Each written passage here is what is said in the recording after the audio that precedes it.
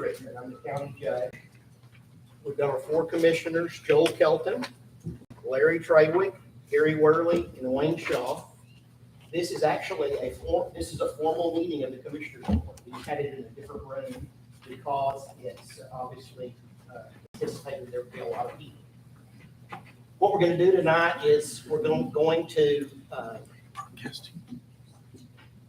turn it over to someone, Tony, the mayor, and they can have their floor. Now, I anticipate questions will be asked. And so when you get ready, when we get to the point where questions are going to be asked and answered, I want you to stand up and I want you to tell us your name, because our county clerk is taking minutes since this is a formal meeting of the Commissioners Court, and she needs to take down everybody's name that speaks. Okay? And so without anything else, unless anybody has anything else to say, we'll turn it over to the city of Early to begin. Thank you, Your Honor. I express the appreciation of the City Council of Early, for the judges and the court, county commissioners, and you, Your Honor, having the time to listen to our presentation of the proposed Brown County Family YMCA. At this time, I'll turn it over to Tony, who's going to start going through the material that's on their screen. Judge, commissioners, if you don't mind, I'd like to maybe face the audience here a little bit. So, I feel introductions are in order. I know a lot of people in the room. There's a lot of people in the room that I don't know. And so I really want to kind of start off by telling you a little bit about myself. So I am a Brown County resident.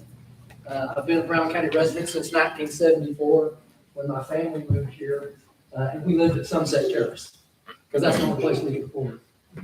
I became a Baines Dragon, went to Baines for a while, became a Brownwood Lion, went to Brownwood for a while, and then I graduated from a private Christian school. Also, HBU, graduated from there as a non-traditional working parent. Not a traditional course. I didn't go to that until I was nearly 40 years old when I got my bachelor's degree, and then I got my master's degree. I joined the Army National Guard during Desert Shield, and then was stationed here in the Army National Guard in Camp Dewey, serving our community in other capacity. For 25 years, I've been a reserve for the Brown County Sheriff's Office. I've been a deputy at the Brown County Sheriff's Office. 17 years of that, I was a commissioned deputy patrolling the streets and county roads of Brown County. I say all that to say that I may be getting a paycheck from the city of Early, but tonight I'm a Brown County citizen. And I hope that what I'm representing to everybody here is a cross-representation of my life experiences of a Brown County citizen. So I want to talk a little bit about the Brown County YMCA and how it got started. So back in 2020, I'm going to hit these bullet points really quick, and then I'm going to kind of go into those a little bit longer. We came up with the idea to build a town center in Early, along with a condo, with a park. A lot of things were going into that park, trying to make a place for community, a lake, a walking path. Early had not had anything like that. Brownwood has the great amenity of Riverside Park. They're investing a lot more money into that park, making it a great thing. We just kind of wanted to step up our game and come up with the town center park. When we did that, we started to get a lot of attention.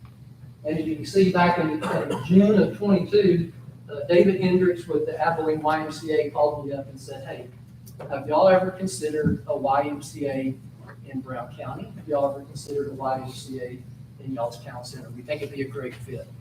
For a lot of reasons, YMCA's become unique to the community. I'm talking to a lot of people that have probably been around YMCA's before. I didn't have a lot of experience with the YMCA, so I got through this process. David told me early on, he said, if you've seen one YMCA, you've seen one YMCA.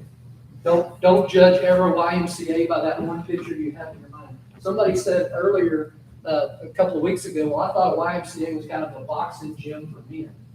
Well, I think that image is wrong. The YMCA is about a lot more. So David and I started having conversations, met with members of the YMCA.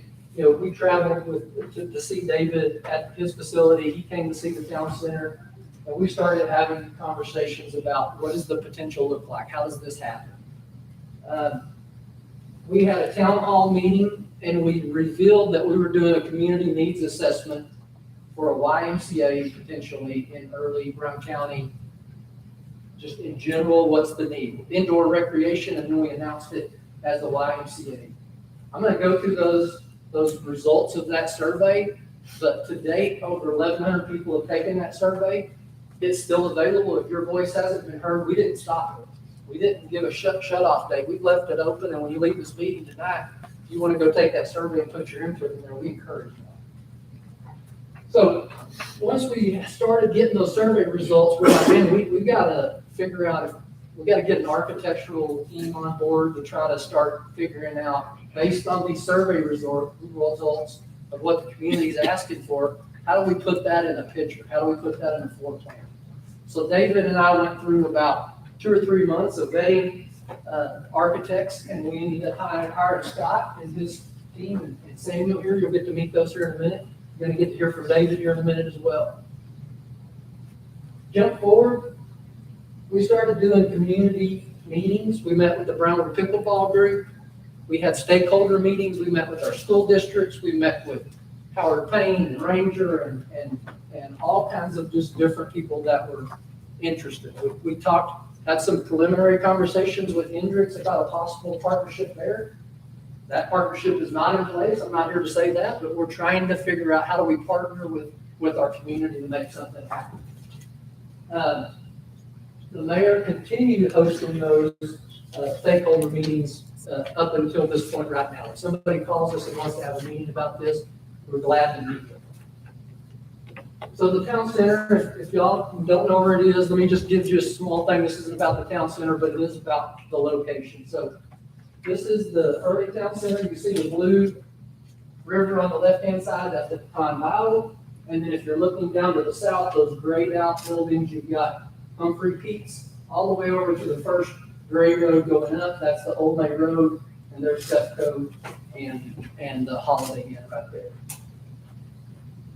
So the amenities that drew David to call in the first place were the things that Brown County and this park and the Riverside Park and Con Bio had to offer. Like I said, you've seen one YMCA, you've seen one YMCA. Well, his immediate conversation went into outdoor activities, kayaking, boating safety, fishing, education, wildlife education. There's all kinds of things that a YMCA can become, and it mirrors the image of the county. So this is just some more pictures of the town center, kind of talking about some of those amenities and what we've done so far. When I started talking to David, I said, well, hey, I don't know anything about forming a YMCA. I don't know how this works. Please tell me how this happens. So do I call YMCA Corporation and ask them, can Brown County get a YMCA? He said, no, that's not how it works. That you don't do that way. Now, if you want to become a YMCA, you partner with an affiliate organization, or you become an affiliate of an organization existing.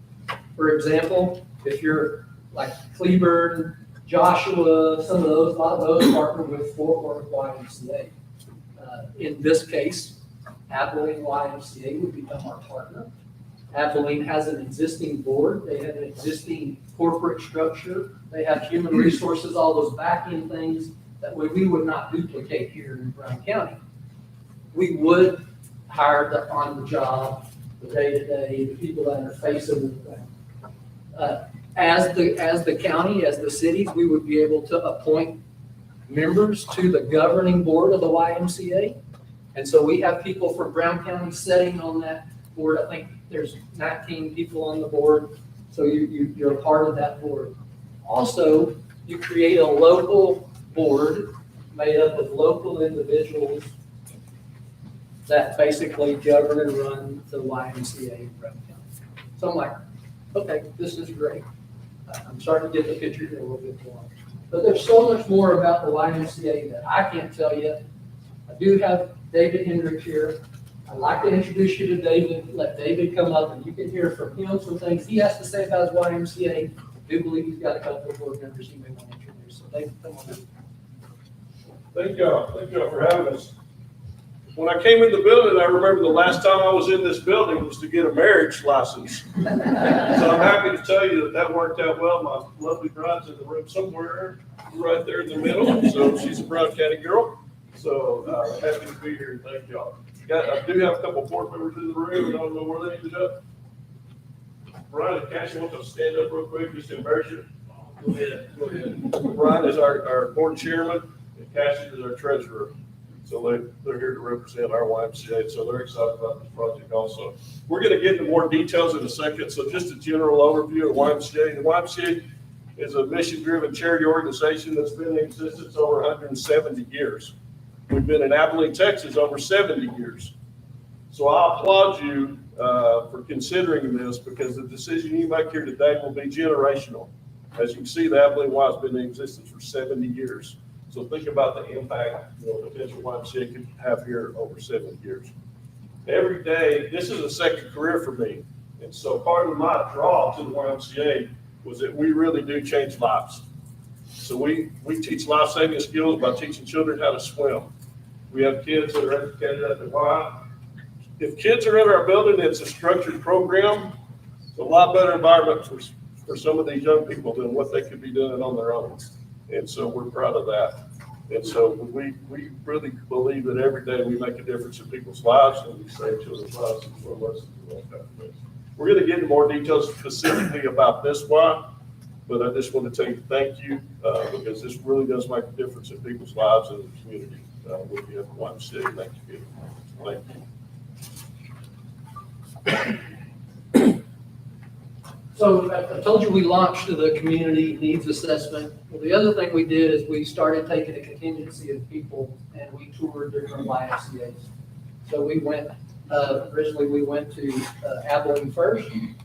We went into Cedar Park, to Hutto, to Round Rock, to San Angelo, back to Abilene YMCA a couple of times.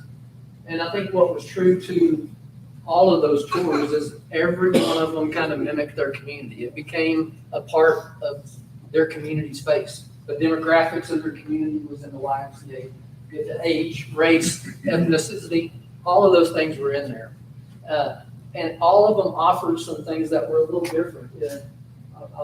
Everybody, go back here, everybody knows the YMCA for a swimming pool. It's one of the greatest amenities that the YMCA offers, an indoor swimming pool and the exercise facility. Some of the other things we noticed, and I believe that was at Cedar Park, they ran a summer camp. And so they had like several different lodges that they would house and run a summer camp. They took over a big lake, a lot like what we're talking about here, had kayaking and all that. It filled the need of the location. Now, we're not proposing to run a summer camp of where people stay over. That's just another example of get the cookie cutter image out of your mind that this is what a YMCA is and think this is what a YMCA can be. And so that's what we started seeing through that. And so we brought those things back and then we pulled the results from the needs survey. So we had over 1,100 people take this survey. The pie on the left, it's a little small, so I'll read it to you. 41% of the people that took the survey were from the city of Brownwood. 26.9% lived in the county, but outside the city limits. 21.9% lived in Early. And then the remainder were either those smaller communities, Baines, Blanket, they had some input in as well. And then there was 3.9% that don't even live in the county that filled out the survey, showed their interest. The age demographic on the right, what stands out the most is your 30 to 50 was your highest percentage of people that completed that survey, 50% of them. That's your families. That's your people that either have young kids or they have kids that are going off to college. They're thinking about what's important to their families. Some of the other responses, many of the responses of the over 50 population, they wanted stuff centered around youthful, social, and physical fitness activities. I don't know how many people in here even want to identify as a senior, I know I'm 50, and I don't want to identify her as a senior at 65, but what I did notice from this survey is we have a lot younger senior population. We have people that are in their 60s, 70s, 75 that still want to be active, that want to be involved in things. And I think the other thing that's really important about that is they want to be around young people. They don't want to just be around people their own age. They want a place they can go where there's the age demographic is broken out. That it doesn't matter if you're 12 or you're 80. So that was really encouraging to see. Another big thing outside of the gym and the pickleball courts and the things that you typically think of, is people were calling out for something outside of athletics. What about my kids that aren't really into basketball?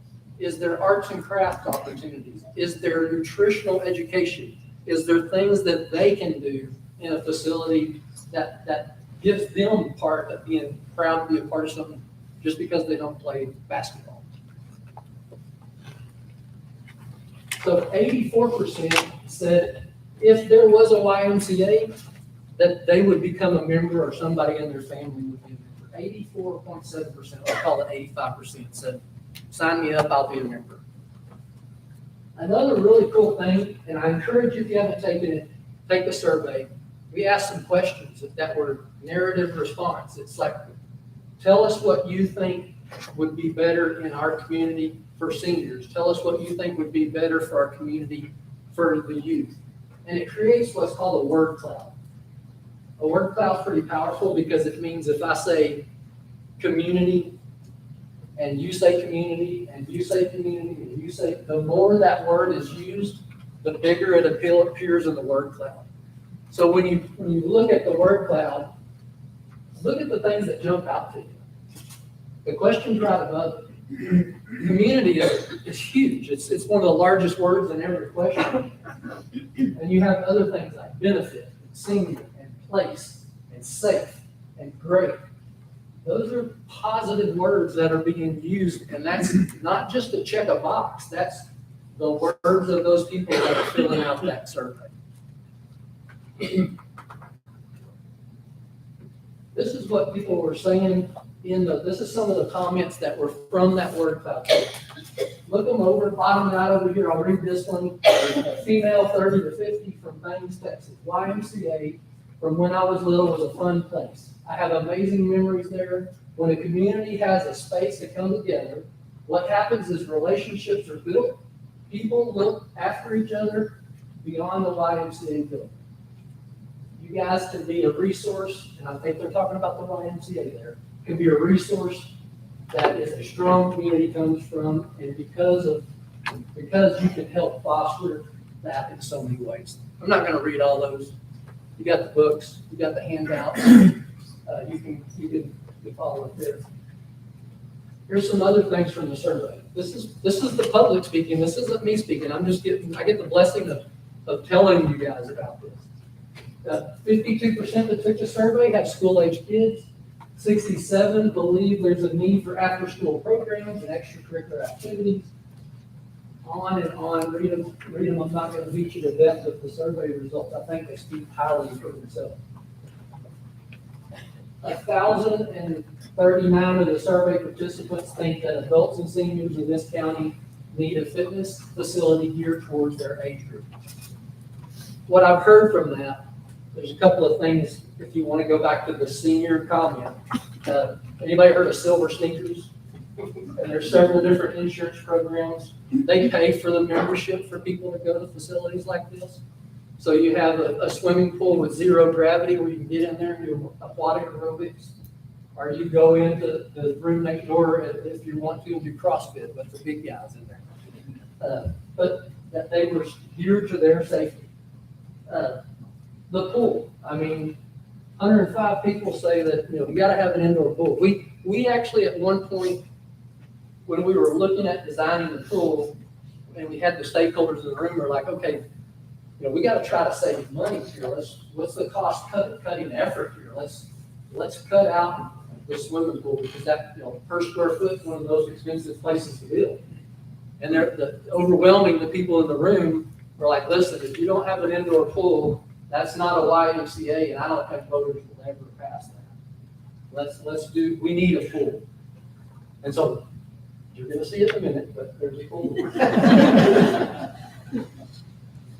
So then, this is going on for months, folks. This is not like something that just happened last week. We've been having meetings about it. We've put social media out. We've had council updates. Here's some of the comments here. Thank you, thank you, thank you. I grew up in a YMCA in my hometown of Tulsa, and we belonged to the one when we lived in Conroe, Texas, many years ago. I researched the possibility of YMCA in Brownwood. So exciting to see that others are interested and looking into the process. A YMCA for Brownwood/early communities would be nothing but positive impact for everyone. I think that's true. It's about everyone. It's not about any particular person, any particular organization or city. It's about community, Brown County. So when I told you we settled on Scott, here's him and his pretty handy guy right here, Samuel. I'm telling you, not only is he a great architect, but he's a really good whiz with IT stuff. So I would like to introduce you all to Scott and Samuel and let them kind of come up here and talk you through some of the process of coming up with a square foot count. It's a really tough act to follow, especially David and Tony. We started Sarco about 2 years ago. Before that, I spent 26 and a half years with Goodfold and Farrell, which is a large architect firm in Dallas. About 28 years ago, I begged to be on my first YMCA job. I said, I'll work weekends, I'll work late at night, I'll do it outside of the work that I'm presently doing. I wanted any way that I could give back to the YMCA because I grew up in the Y. I did the after-school care, I did the swim programs, I did everything up and down the YMCA. But Samuel and I started the firm about 2 years ago. We had conversations with David as early as February of last year, and we settled in and started having meetings in August. A couple of the YMCAs, the most relevant YMCAs that we've done lately are the Lake Highlands Edition, which was 15,000 square feet and opened last year. It was a facility that was constructed 25 years ago. The Joshua Community YMCA, which was a public-private partnership, that was completed about six or 8 years ago. And then the Moody Family YMCA, which is in University Park, Texas. When we first looked at the site, it's an amazing site, a lot of outdoor amenities, and we looked at the larger fields of parking where we thought it made the most sense and was most appropriate to place the YMCA. There's another high vehicle user on the boardwalk, and we wanted to kind of bookend that other user so that they could combine the use of the parking in between. We looked at a number of different floor plans. We started out to try to respect the 80-foot depth that was in the original master plan, but it started to get us plans that were javelin shaped and really difficult to kind of piece together. So we encroached into the parking field to put together the plan that we ultimately came up and we'll share tonight. These are a couple of images of this is the image of the entry and the image of the front desk. And then this is the ground floor plan. One of the amazing things about the site is the public plaza, the lawn that runs linearly along through the site. And we wanted to have spaces that activated that kind of spilled out onto that. So that we have that community room that is central to the plan. The pickleball courts open up, the gymnasium opens up to that lawn that is just south of the building. And then the therapy pool as well that spills out onto that lawn. And also this really builds off of what we often call the Main Street corridor, which is that gray line kind of running right through the center. So the moment you come into the lounge reception area, the locker room and sort of service core is flanking the therapy room, very big pool to the right, the plan here, the fitness area, where we're calling wellness up front, where the fitness equipment would be, and then the pickleball and open gymnasium on the left. So that Main Street corridor flanks all the way down to the long plaza on the exterior of the building. We wanted a building that had simple circulation, and you could stand at the front desk and say, it's right there, or it's right down there, and not say it's down the hall and it's to the left, and then take the first right after that. And it's important to have a simple circulation. If I can, for a minute. Scott makes it sound really easy. It was a lot more complicated than that. And so you take the results from the survey, and then you get a bunch of people in the room, whether they're school board members or whether they're, just people off the street, and they go, well, I think we need this locker room here, and this needs to be bigger. And Scott and Samuel did a great job of going, okay, if we're gonna add a pool party, now we gotta shift everything around. And so you really start developing the square footage plan. And they did a phenomenal job of looking at those survey results, seeing what was important, and trying to figure out how they programmed that into the film. So one of the first, after the first large stakeholder meeting we had, the things that came out of that were the need for a full-size gym. We had more of a junior-sized gym for youth sports. And it sounded like from the stakeholders that needed to be a full-size high school regulation gym. There was talk back and forth about a suspended track that ran around the gym and kind of tied the facility together. And that seemed important to that group when we spoke. And then adding a lap pool element to it was a zero entry, more of a child's play pool and more of a therapy pool, and expanding that scope so that it would have a few lap lanes. Those were the major things that came out of the first stakeholder meeting, that we did plan adjustments to arrive at the plan that we're seeing tonight. And I will say, we haven't mentioned this number yet, but it's not a small facility. This is 26,700 square feet ground floor, and when you add the top floor, it's 38,000 square feet total. So it has room, it's spacious, and it's not like you're trying to work out on a postage stamp with walls right around. We took a lot of cues from David's facility in Abilene and some things that were really successful there. We talked a little bit about the demo kitchen on the first floor that spills, meeting room that spills out onto the lawn. This is the second floor. The first YMCA that I did, the one that I begged to get onto, was the Capel Family YMCA in 1998.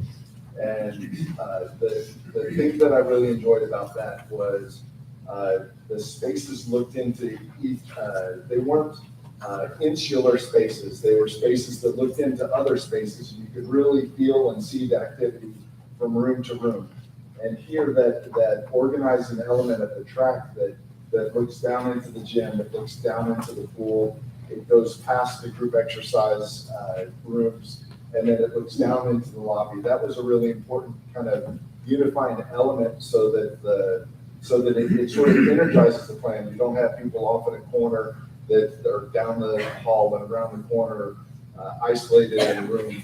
If you're in the facility, you get to kind of feel the energy that's there. These next few slides are just a little bit more visually appealing, so you can kind of see the labeling of those facilities. Same square footage, same, but things that jump out, like the community room, that opens up into that event lawn. You could use that facility for, if you're gonna run 5Ks or something like that, you can open that up into the outside and use inside, outside. If you're having a pickleball tournament, it's right next to the community room. So you've got access there for whether it's admissions or whether you're doing some kind of snacks or foods. It is, I learned a new word, a new thing, a demonstration kitchen. Evidently that's, like, you see the kitchens where you put on a cooking show or they do nutritional classes. Well, that was a big thing. They felt like, this talk about community, bringing people together, not a true catering kitchen, but a demonstration kitchen could work there. And then another thing that I wanted to point out in those, you say group exercise 2, group exercise 1, this is upstairs. David hammered to us, everybody may be into cycling right now, but next year it may be something completely different. And so you've got to build facilities that have the flexibility to adapt and change as trends change. And so those group exercise rooms have that flexibility to be programmed for something that's completely not even athletics. It could be that art class that we talked about, or it could be, you know, anything, any number of things that you could come up with. So I'll let you go through these, David, but we're proud to present, you know, the images of the Brown County Family YMCA. Scott and Samuel have done an outstanding job of bringing these things together. If he doesn't say it, I'll go ahead and say it. These are conceptual drawings. These are things that where we try to put life to a flat square plan. You know, as the building becomes designed, it may be a tan wall instead of a brown wall. You know, it may be a different color of equipment in there. Those are all things that as you start narrowing down construction costs, you really determine exactly what that's in construction design. So go ahead, David, with your inspiration. Sort of the first image is just the entry vestibule, the main reception area, and then off to the left is the cardio area, the fitness area. And then you can see the track upstairs, so you'll see kind of constant movement back across the front desk. This was that demonstration kitchen, that community room where it has an oven and a different kitchen elements so that you can come and learn how to prepare the latest thing that others saw on HGTV. This is that cardio area that's just to the left of the entry. It looks north, so we're able to have an abundant amount of glass because we're facing north here, and we're not concerned too much with the sun. These are the pickleball courts. Again, you can see the track suspended across the south side of the facility, and then there's a graphic wall that has the fitness center upstairs. There's a functional training space upstairs to the right, and then the gym is laid out for 3 pickleball courts. The natatorium, you can see the track again on the top right. A natatorium with a 0 entry to the near left, and then this looks out onto that event lawn. The children's playground, there's child watch here, so you're able to leave your kid in child watch for 2 hours, and they got an outdoor play area and then indoor play spaces. This is the indoor play space for the child watch. This is that functional training space that looks down onto the. It's on the side of the track and it looks down into the gym. The track, looking down into the pickleball courts. And then this is the group exercise room that's banked by the track, and then beyond is the windows down into the swimming pool.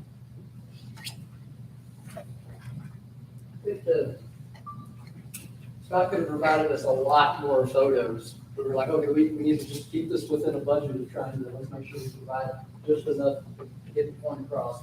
They did an outstanding job of really capturing the square footage and kind of providing us with a vision of what this facility could be like. So then, automatic, thanks, Scott. Cost. So first thing that we want to talk about is the operational cost.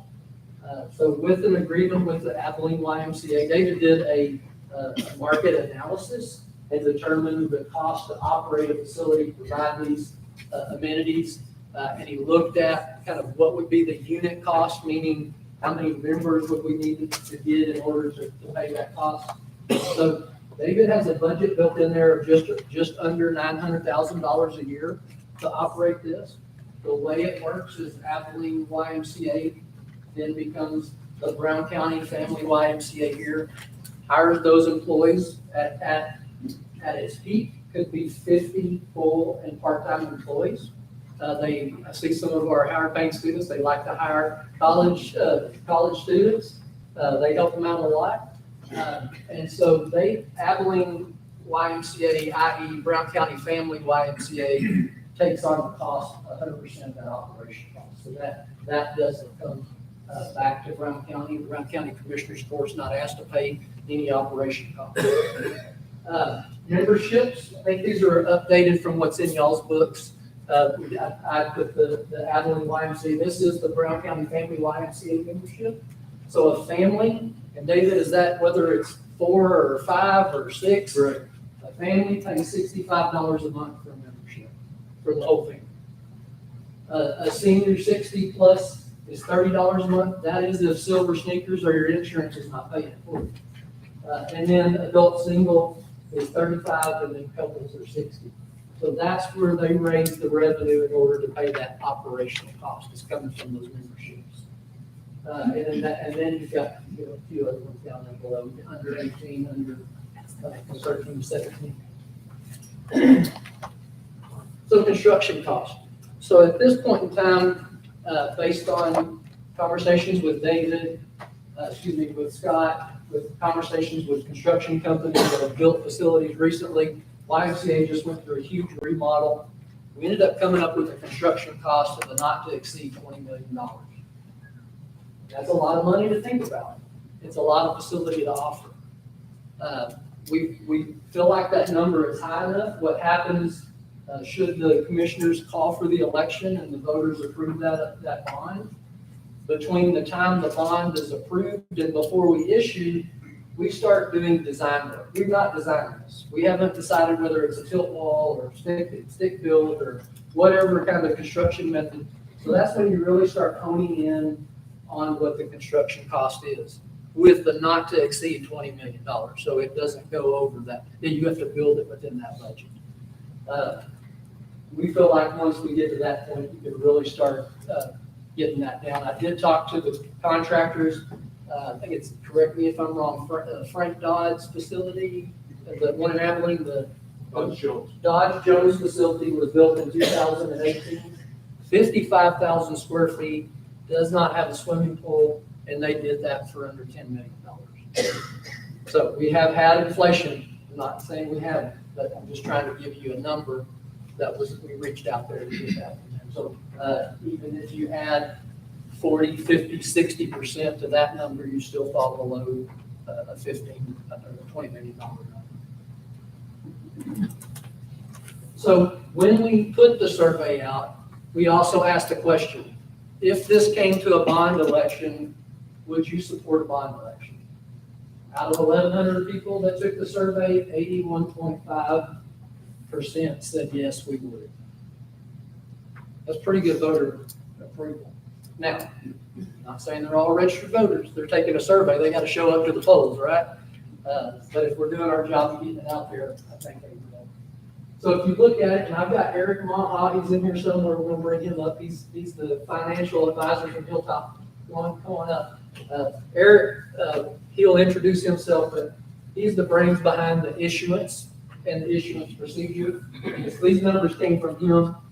So if you look at that number, that third number, if you have a potential election size and bond proceeds of 20 million for a 15-year note, your tax rate would be, for the service that would be 0.0414. So your debt service is about 1.9 million a year, 4 cents to the tax rate, should the voters approve that. This is what it does to you individually. So the Brown County, if you look at the middle number, the average home value for Brown County is $148,000. That's the formula if you want to plug your house in there. The rate times the value divided by 100. So a house of average value is $61 a year. Break that down, what, $5 a month? for our average household in Brown County. Eric, do you have anything you want to talk about that particularly, or, and this would be a good time to judge if anybody had any conversations about the issuance that we have to have, we can always follow up with those questions as well. But let me introduce Eric. Well, good evening, everybody. As mentioned, Eric Morrow with Hilltop. We've had the pleasure of working with the county and the cities for a number of years now. And so our role in this process is to provide some of the projections Mr. Eric just mentioned. Mainly, what's the impact to the taxes of citizens that homeowners within the county. And so really one of the key components maybe on this slide here, when we do this type of analysis to come to that 4-cent number as mentioned, what is the county's tax base? And that's all taxable property within the county. You can see City of Burley at the top, but the county really the primary focus on the bottom, the property tax base throughout the years. Currently, 4.8 billion is the county's property tax base, and every year the county gets that number updated based on the appraisals. And so that's really the number we look at when we develop these projections. And so for a $20 million bond issue based on the county's current tax base, and we have to make some interest rate projections because we would sell these bonds in the market at some point in the future, and so we have to determine what interest rates would be at that time, and that's somewhat speculative here today. And so we assume property values and interest rates to make that projection. So the next slide, it might be a little hard to read. We have the county's current tax rate. I thought it would be important for tonight's discussion. The county's current tax rate is made up of two components. One of those components is used for the maintenance and operation, salaries, the electric bill, and some of those operating costs. Currently, Brown County is at 35 cents for the maintenance and operation. And the other component of the tax rate, we call it interest and sinking or debt service. That's specifically dedicated to repay bonds such as this. So county votes bonds, 20 million is issued. That component of the tax rate can only be used to repay those bonds. So as an investor who would buy these bonds, they have the faith of the county to set a tax rate to pay those bonds. Currently, the tax rate on the county's existing bond is about 2.5 cents. So with this facility, we estimate it would be 4 cents for the new facility. So total tax rate for debt would be around 6 cents. And of course, that can change from year to year. Property values rise one year, that tax rate could be down and vice versa. So those are just some of the few comments we wanted to mention tonight. If there's any questions on the finances, but the process is anytime in the state of Texas with the bond election, the commissioners court would have to put that election on the ballot. That would be in May. And then if voters approve it, typically you have 10 years to sell those bonds. And so as Mr. Aaron mentioned, you're not locked into that 20 million size. You would only sell the number of bonds needed to complete the project. You want to touch on the interest saving versus a 15-year term versus a 20, Yes, maybe if we go back to the, maybe the next slide. One more, sorry, the other way. Very good. We looked at a few different scenarios. We looked at the 15 million and the 20 million. So the 20 million would be on the bottom. We call them schedules 1A, 2A, and 3A. You look at different repayment terms. So 15-year, 20, 25-year repayment terms. And similar to a home mortgage, the longer the repayment term, the more interest you're going to pay over time, the lower the payments each year. So just for tonight's purposes, we settled in on that 15-year. We call it Schedule 1A. 15-year. The payments each year are slightly more, but over the length of the term, the county would pay much less in interest. And anytime we sell bonds, we make it to where the county would have the ability to refinance or pay those bonds off early if they choose to do so. So that's embedded in the analysis as well. But we did settle on that 15-year repayment.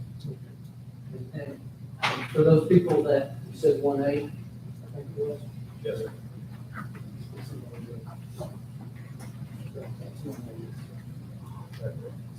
So those people that really love spreadsheets, you can get with us afterwards and we'll give you that spreadsheet. It breaks it down and shows your interest rate. Another thing I like to point out too, and I didn't mention this earlier, but early on, we found out rather quickly that the need and the want for a YMCA was bigger. We found out when we got into talking about what it was going to cost to build it, that the financial need for a YMCA was bigger. And that's what's got us here today. I mean, it got us to a point where it's like, if this is something that Brown County as a whole is going to experience, it's gonna take some of that shared cost, that shared financial burden over the 35,000 people that live here and would use it, including all of the commercial businesses that are in Brown County as well, they'll pay for that. So it really shifted our mindset and going, are we gonna build this, or are we gonna build what the people that took the survey are asking? And that's kind of what got us to this point. Eric, Judge, y'all have any questions of him right now, or you want to just carry on? Anybody have any questions? What about the next bond, the next question? Okay. So what would be next for the bond? This is basically the bond calendar. Eric kind of mentioned that. So you have between February 4th and February 16th to call for the election. If you choose to call for the election, then the election would happen on May 4th. So as soon as you call for the election, that kind of calendar cycle takes place for that May 4th election. Of course, early voting that happen ahead of that time. So where do we go from here? What are the next steps? The meeting tonight was about educating everybody about this, gathering more information.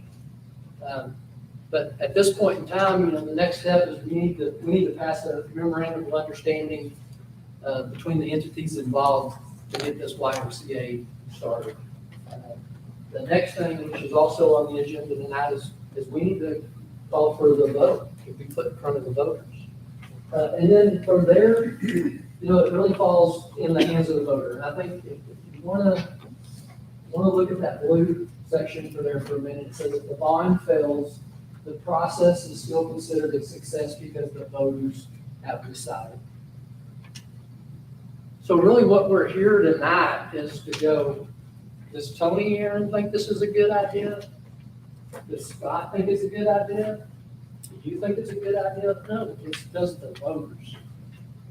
And I think that, the easiest thing that we can do when we run a democratic system, and I'm not one of those persons that has to run for office and worry about my votes.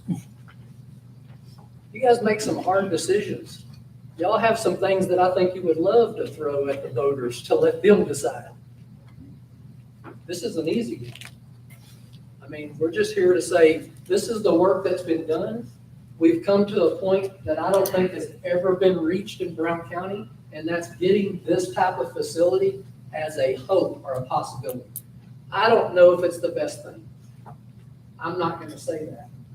I want the voters to decide that. And so I think all we can do is ask that we allow the voters to make that decision. Questions? That's it. Well, I have a technical question, but I thought you might have some. Well, I mean, this is, So we know what the initial bond would cost the taxpayers, they would see that in black and white. But there's gonna be some unforeseen things that's really maybe not see, we're gonna be paying insurance on the building. What about upkeep in the future? There's a possibility of asking for a subsidy later, what does that look like? So what are we looking at beyond what? We got an initial cost we're filling out there, but there's some other things that come by us later. What are those things that come by us later? very good question. And that's in that MOU, and I'll spell that MOU out a little bit. So basically, the YMCA has agreed for 5 years to take care of on all operational costs. The city of Early is going to give the land to the Brown County. We're going to put in all the water, sewer, streets, and subsidiary parking to the facility. We are waiving all utility costs to the facility. We're going to maintain the parking and the lawns and the grounds. And so then you really come to the ownership of the building being that of Brown County. Now, any facility you own, you're going to want to carry a liability insurance policy, a storm damage policy. I don't know what TAC is charging y'all for that. That's something that I think you can ask the auditor. They can kind of give you a kind of a, they can call, get a quote on that. All of the liability or the other insurance that the YMCA needs to run the facility, they carry those type of insurances, for people that get hurt or accidents, stuff of that nature. And you have a lot for 5 years of The subsidy, which helps lower the cost of this, are those things like the facility's brand new, the outside lawn is being taken care of, the parking lot's being taken care of. Those costs are lowering it down. Now, after 5 years, you have the opportunity to negotiate a subsidy. It's not a requirement. The MOU in there states it's a negotiation at that point in time. And a subsidy would only be needed if the facility's not successful enough to stand on its own. Do some checking around. Hutto doesn't pay a facility a subsidy. I think Joshua does not pay a subsidy. Cedar Park, I believe, pays Burnett pays a subsidy, but they're also operating a RV park and a campground of sorts. And so there's, nothing is apples for apples. But in the MOU, it does cover that years 6 through 10, negotiating a subsidy. And it also caps that subsidy at a maximum of 20% of the operation cost. So, I mean, and again, it's not contractually saying you have to give it, it's negotiated at that point in time if it's needed. Well, that means, I just don't want the voters to go into this blind thinking Sure. this one-time cost, that's it, because at some point, some of these things start falling back on the county. Absolutely. So they'll start coming out their regular operating budget later on, so if something else comes up, we have to do a subsidy. So all of a sudden, now we're talking about maybe a small and looking to be minuscule increase in your regular operating tax rate to, in the long term, keep them still up and running. So I mean, so it's not buy it one time and it's done. There's gonna be, Yeah, it's a commitment. I'm not trying to throw a wrench on Sure. it. The reality is, in the long term, it's gonna cost more than if you vote for bond. We'll get the initial, get things started and running, but there'll be some additional things come down later in life here. I may not be here in this position, but somebody's got to deal with upkeep further down the road, maybe remodel, perhaps some updates, possible subsidies. So bear in mind that this is not a one-time, one cost and it's done. There's some continuing possible liabilities down the road that will come out of a regular operating, which would cause our regular tax rates to have to go up versus whatever it would take to meet them. Well, Along with all of our other needs currently. yes, sir. And to kind of put that in perspective, let's just say in the contractual agreement, worst case scenario, year 6, they need a subsidy and you go up, the agreement says not more than 20%. Now, again, you don't have to agree to it, but if you did, a 20% subsidy at $800,000 is $160,000 at worst case. That's a lot of money. But I'm trying to put it into perspective of, we're not talking about a subsidy of $500,000 or $750,000. And we're all hypothetically speaking of whether one would even, none of us sitting here in the room can know if that's gonna happen in 5 years. And I don't begin to say that I know. I'm sure people need to remember that that's the other possibility that come out. Really, that's one of them go in there and it's just if it's done, because if it gets long there, you got that subsidy not fail, you want to invest this much money and then let it Absolutely. collapse. So you may get, at some point, you may be forced, I'd rather not, maybe forced to. I'm not saying I'm against it for that reason, I'm just saying we need to be aware that there may be stuff beyond the bond that affects us in the long. I think that's wise and prudent to consider. Yes, sir. But we have partners, I would hope, some of that. Yes, sir. The land, y'all are gonna take care of the lawn and the parking lot, but Brown County's gonna have to own some of that land because that building's there. Correct. And with the land, whatever land that Brown County needs to feel comfortable to own, we will convey that to you fee simple. It's a lot easier when you're issuing debt to build on, and it's kind of muddies the water if there's any kind of lease to the land. But the land that's around it, and even the land that you buy, we're agreeing to take care of the lawn maintenance, the parking lot. We're gonna have to buy something. Excuse me, you're not buying, I'm sorry. Even the land that you would obtain. So I missed. Yeah, we're not selling, we're not selling. Tony, I had a question posed to me earlier today, and it's more of a YMCA question. Locker rooms and restrooms, are they gender specific or would transgender people be allowed? And you can address it. Sure, sure. If it's not addressed properly or the way that I and a bunch of my constituents think, it'd be a deal breaker to us. To me, So there's no national policy on this, so the board will set the rules for this location. And so our plans are that, yes, they are gender specific for the locker rooms. That we have some rooms in the design elements that are kind of like ensuite rooms, so there's a shower, a toilet, a place to change. Those could be utilized by anybody that wants some privacy. And the way those get used in Abilene, sometimes we may have a spouse that has Alzheimer's or something like that, and they need to help their spouse change clothes to go to the swimming pool. They've got a private room that they can go into. So we'll have that aspect. So if a dad brings a daughter to swim lessons, they've got a room that they can go into to change, that type of thing. But as far as the locker rooms, it's men's locker room, women's locker room. And I think to reiterate, what David was saying about the local board establishes those policies. So that board's made up of your local.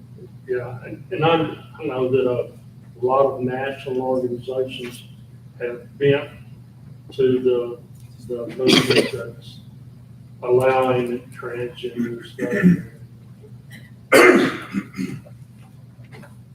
Like I said before, that would be a deal breaker for me. And I think a lot of people in Brown County, but if you're right, men's locker room, women's locker room, no transgender.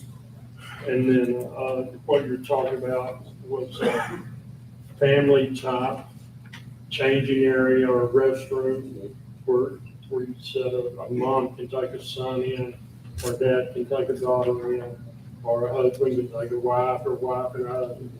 And those are specifically, they're small and I guess geared for one family. And, but the general restrooms are still gender specific, men's, women's. Right. I don't know nationwide, but of all of those YMCA's that we toured specifically, the bathrooms were gender, the locker rooms were gender specific. And this part of the world, Central Texas, is not as liberal as New York City, whatever. I mean, they allow things to happen there that we would certainly not here. So.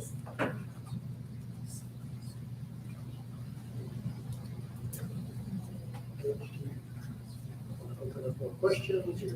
Yeah, we can take questions from the general.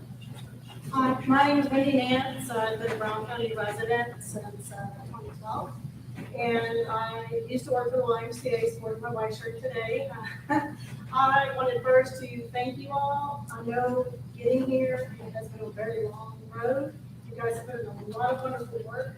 I did work at the Abilene Y for a little while when I first moved to the area and lived in Eastland County. I've been in Abilene, I've been, Austin. We built the North YMCA city partner life there, so I've got a lot of experience. I know I understand all the hard work. I just want to say thank you. One thing I think we missed discussing today, you did show the proposed membership plan, but there wasn't anything mentioned about scholarships to help make it affordable to everybody, so that not everybody is going to be required to pay that full rate if they don't have the ability. So I wanted to confirm that that is the case. Yes, thank you. And so she kind of pointed out 2 points. We're not reinventing the wheel here with the collaboration. This is happening in other YMCA's also, whether it's a county or a city doing a bond to build a structure and while operating. So don't depend on us to reinvent the mousetrap. So we're relying on the structure that's in place from other folks. So we will have scholarships in place. So we try not to turn anybody away due to their inability to pay for a membership. And so we'll have a scholarship program where you apply for it, and then you can get a discounted membership for your family. And so we will have a local scholarship campaign. We'll raise the money here in Brown County. 100% of those dollars will stay here for those scholarships. Those don't go to Abilene, those don't go to Chicago. And so the dollars that come in through that fundraising campaign each year will give scholarships to those folks. Is that entire building site out of the combine floodplain? It is. So, yes, sir. Are you having to build it up to do that? No, it's already out. The shoreline on the east side, we did have to build up. This is off of that enough that it was already naturally out of the floodplain. In the hall, so it's kind of hard to hear. Yes, sir. What's the initial cost of equipment included in that 20 million, or is that a separate cost? Yes. And what are the plans in 10 years down the line where treadmills wear out, sheets, weights get old? That's part of our negotiations moving forward, whether we, and lifespan of equipment can vary just based on usage and those kind of things. So if your weight equipment lasts longer than your cardio and those type of things, so you just factor that into your budget. So we'll share that cost to replenish that. So. Can I have your name, please? Scott, Scott, what? OWW. Thank you.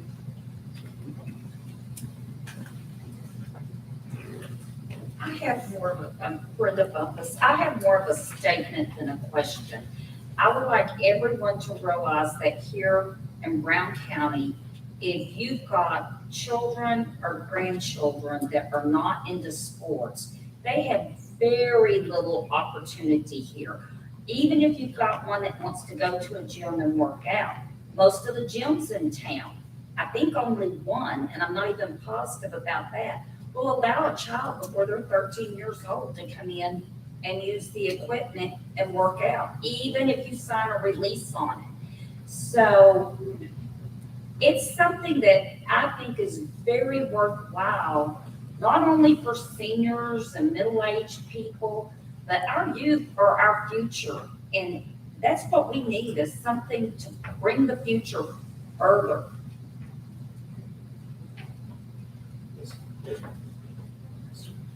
Catherine Palmer. I actually have two questions. I wanted to clarify, I think you said that the operating expenses are fully covered by the membership dues. I know you mentioned that there's fundraising for scholarships. Is there any other local fundraising that happens to support the YMCA, or is it fully funded from the dues? And then question number two, are there like structured childcare options that are being considered, or is it just kind of like drop-in classes? Would there be like a regular routine after school or summer program, or is it just kind of specific? Yeah, to begin with, it's just membership based as far as the child watching, drop-in and programs and that type of thing. If we see it, like Tony said, the Y kind of adapts to what the community needs are. So if we see the need, that the need for after-school care, those kind of things, that doesn't necessarily have to happen at the Y. We can send counselors to the school district and do it, some of that programming at the school district. So we'll just adapt as we go. But yes, our expectations are an operation cost will be covered by membership and then the scholarship campaign. Not to say we don't have a capital campaign someday if we need to build 4 outdoor pickleball courts or something like that down the road. That's possible. Those kind of things happen. Let me spin off that for a minute, because childcare. So everybody, if you've got kids or grandkids, knows childcare is a huge need in our community. That came out in the survey. And so the benefits of preliminary conversations with Ranger College, they're interested in a program where they train childcare workers. And so there's an opportunity there. I'm not saying that things worked out. There's an opportunity for them to start a childcare program that they are actually teaching their kids and offering a child watch or child care as well. So there's multiple opportunities here. Just explore the needs and try to fill those gaps. It's like talking about child programming and that type of thing. There's why is it getting into e-gaming now? That's so popular. And kind of old school, I used to think we got to exercise. That's part of the health mission of the YMCA. But now I'm seeing that this is an activity that kids can do together and learn teamwork and those type of things. If you can get a college scholarship for it, then maybe it holds some merit. So that's something a lot of YMCA do that kind of thing. What level of membership does it take to fund that $900,000 a year? Those projections were on 1,400 units. Now, that's a YMCA term, and what that means is a building account. So one family of 5 people is 1 unit. And so if we had 1,400 units is what that proposal was based on. So if you look at a Y in a town like Corsicana, Texas, they're running about 1,400 units in that town. So market penetration, it's different. Market penetration in a smaller community is actually greater than it is in a city the size of Abilene. You get a bigger buy-in, you get more people, it's the place to be. And then something I should have mentioned from the get-go, a community develops within the Y. It's neat to watch it happen. So there's a community that happens in the Y, and you get a wide variety of folks that are visiting that Y that may not interact in their daily lives, but when they come to the YMCA, they play football together, they walk on a treadmill next to each other, play basketball together. So it's really neat to watch that happen in the social part. And that's part of the design with the lobby and everything, is to give social interaction. So, say, and this may have been brought up, and I couldn't hear it, but a mother, or daddy, grandma, grandpa, doesn't want to work out, but they've got kids, is it gonna be a place that kids can do something while they're working out? Yes, sir, that's called child watching. You go in there, you can leave them for up to 2 hours, everything. And another thing they offer too is like parents' night out. So the YMCA, outside of just working out and going there, they may offer a couple of times a month where you bring your kids from 6 to 9 and drop them off, and they entertain them while you go with your spouse and go have dinner somewhere.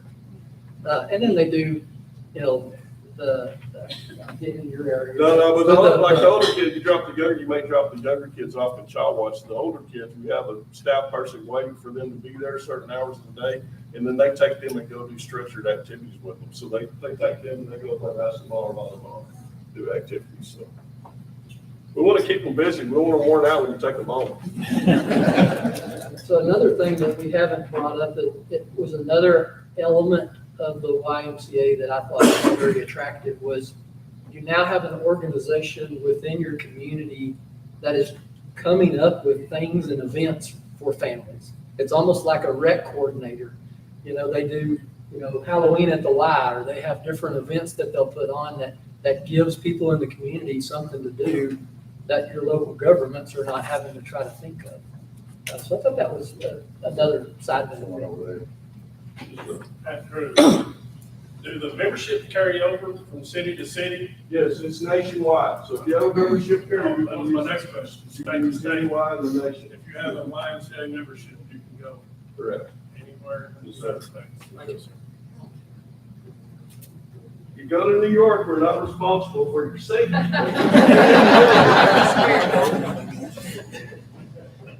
So my wife asked me a question, and she read it, said, so they break it down and talk about seniors. She said, well, what do they break senior? Well, you explained to me, it didn't say where I could see, but 60 is where what you call for your membership. Correct. So that membership rate.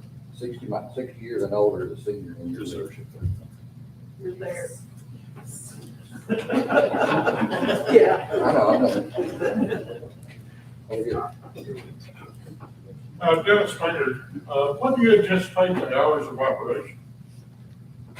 We had around 5 to 5:30 to 9 or something, but part of our design feature is to have after hours access just to that wellness center that you saw that was left of the front desk. And so we'll talk about that as far as how late we want people in that park area. Abilene, we're in the middle of the city park, and we keep our facility open until midnight. So that facility's open from 5:30 a.m. until midnight. You can't get in there between those hours, you're too busy, you don't need it. Yeah, David, that after hours is a limited access, so people not swimming it. Right, you'll just have access just to that fitness room, so no swimming pool. The building's it's too expansive to have people just run around crazy, midnight. And do y'all have after hours for pickleball players? We will, we can do some night, what we would do on that is have a special pickleball night or something when we stay open. There's fundraising events out there where they do pickleball like all night, they do it in the dark, playing glow-in-the-dark balls and all that kind of stuff, so we're open to all that. We know that's a very enthusiastic crowd. My treasurer, Cashin over here, is thinking about going pro. We don't know about pickleball, that's Cashin. Okay, Michelle Holder. On like the tournaments, do you have to be a YMCA member? No. Or if somebody's coming in from? No, it'll be an open tournament. Now, we normally try to give a discount to WA members as a perk. So we'll give them a discounted rate, and then the non-member would pay maybe, higher rate for that. But it's the same if we do a 5K through the park, it'd be the same thing, there'd be a fee for that. Will there be a lifeguard on duty? Yes, ma'am. YMCA is, you have a lifeguard on duty 100% of the time. Will y'all be teaching first aid classes, CPR, things like that? We can host it. I don't have the staff to do that, but we can host it. But we do teach swim lessons. Group swim lessons were invented in a YMCA. So we've been in that business a long time. And so we pride ourselves on swim lessons. So our staff will do swim lessons. Now, there is a fee for that, but we will offer swim lessons. And those are member, non-member also.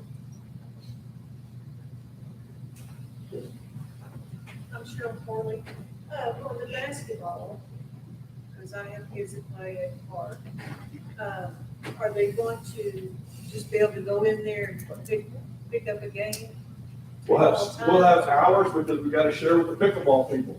So we'll have hours that are basketball only and hours that are pickleball only and that type of thing. Now that court's designed to be basketball only, so we'll have a divider on that, so you can have half court on each end, or we can open it up.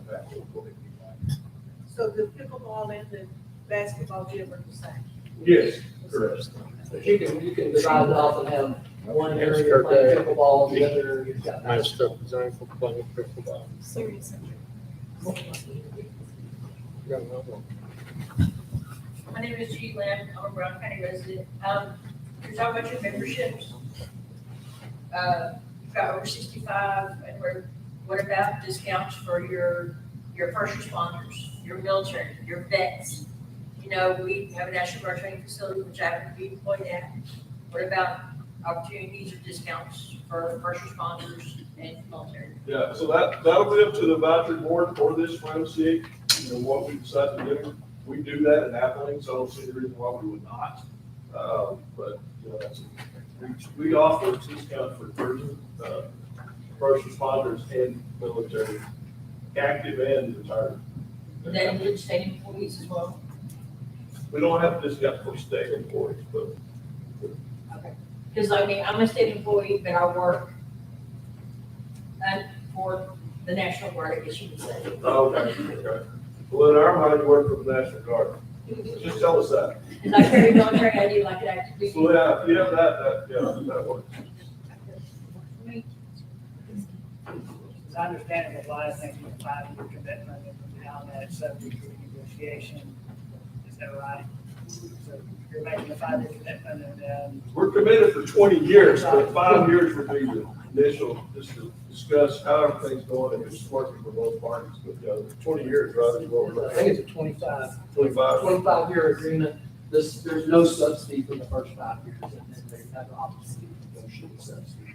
Year 6. What happens if you can't reach an agreement? That's where we, I don't have that answer. I don't see that happening. If it did happen, you're gonna have $15, $20 million building. So, really nice facility. But I don't see that happening. It hasn't happened in any examples that we talked about. There'd be no office.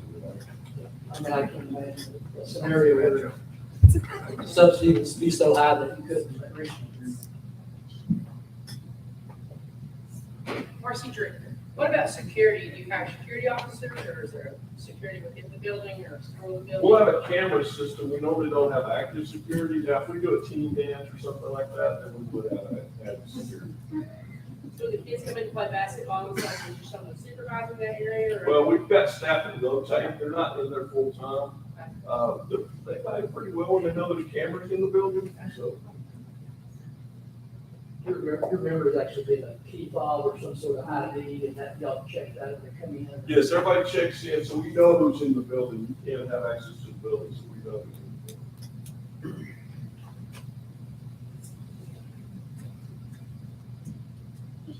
building. That's it?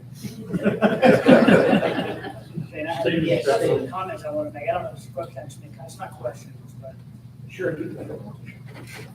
Um, For those of you who don't know, that's Stephen Haynes, he's the mayor of Brown. So my daughter turned 15 today. I'm missing her birthday party for here. So that's important.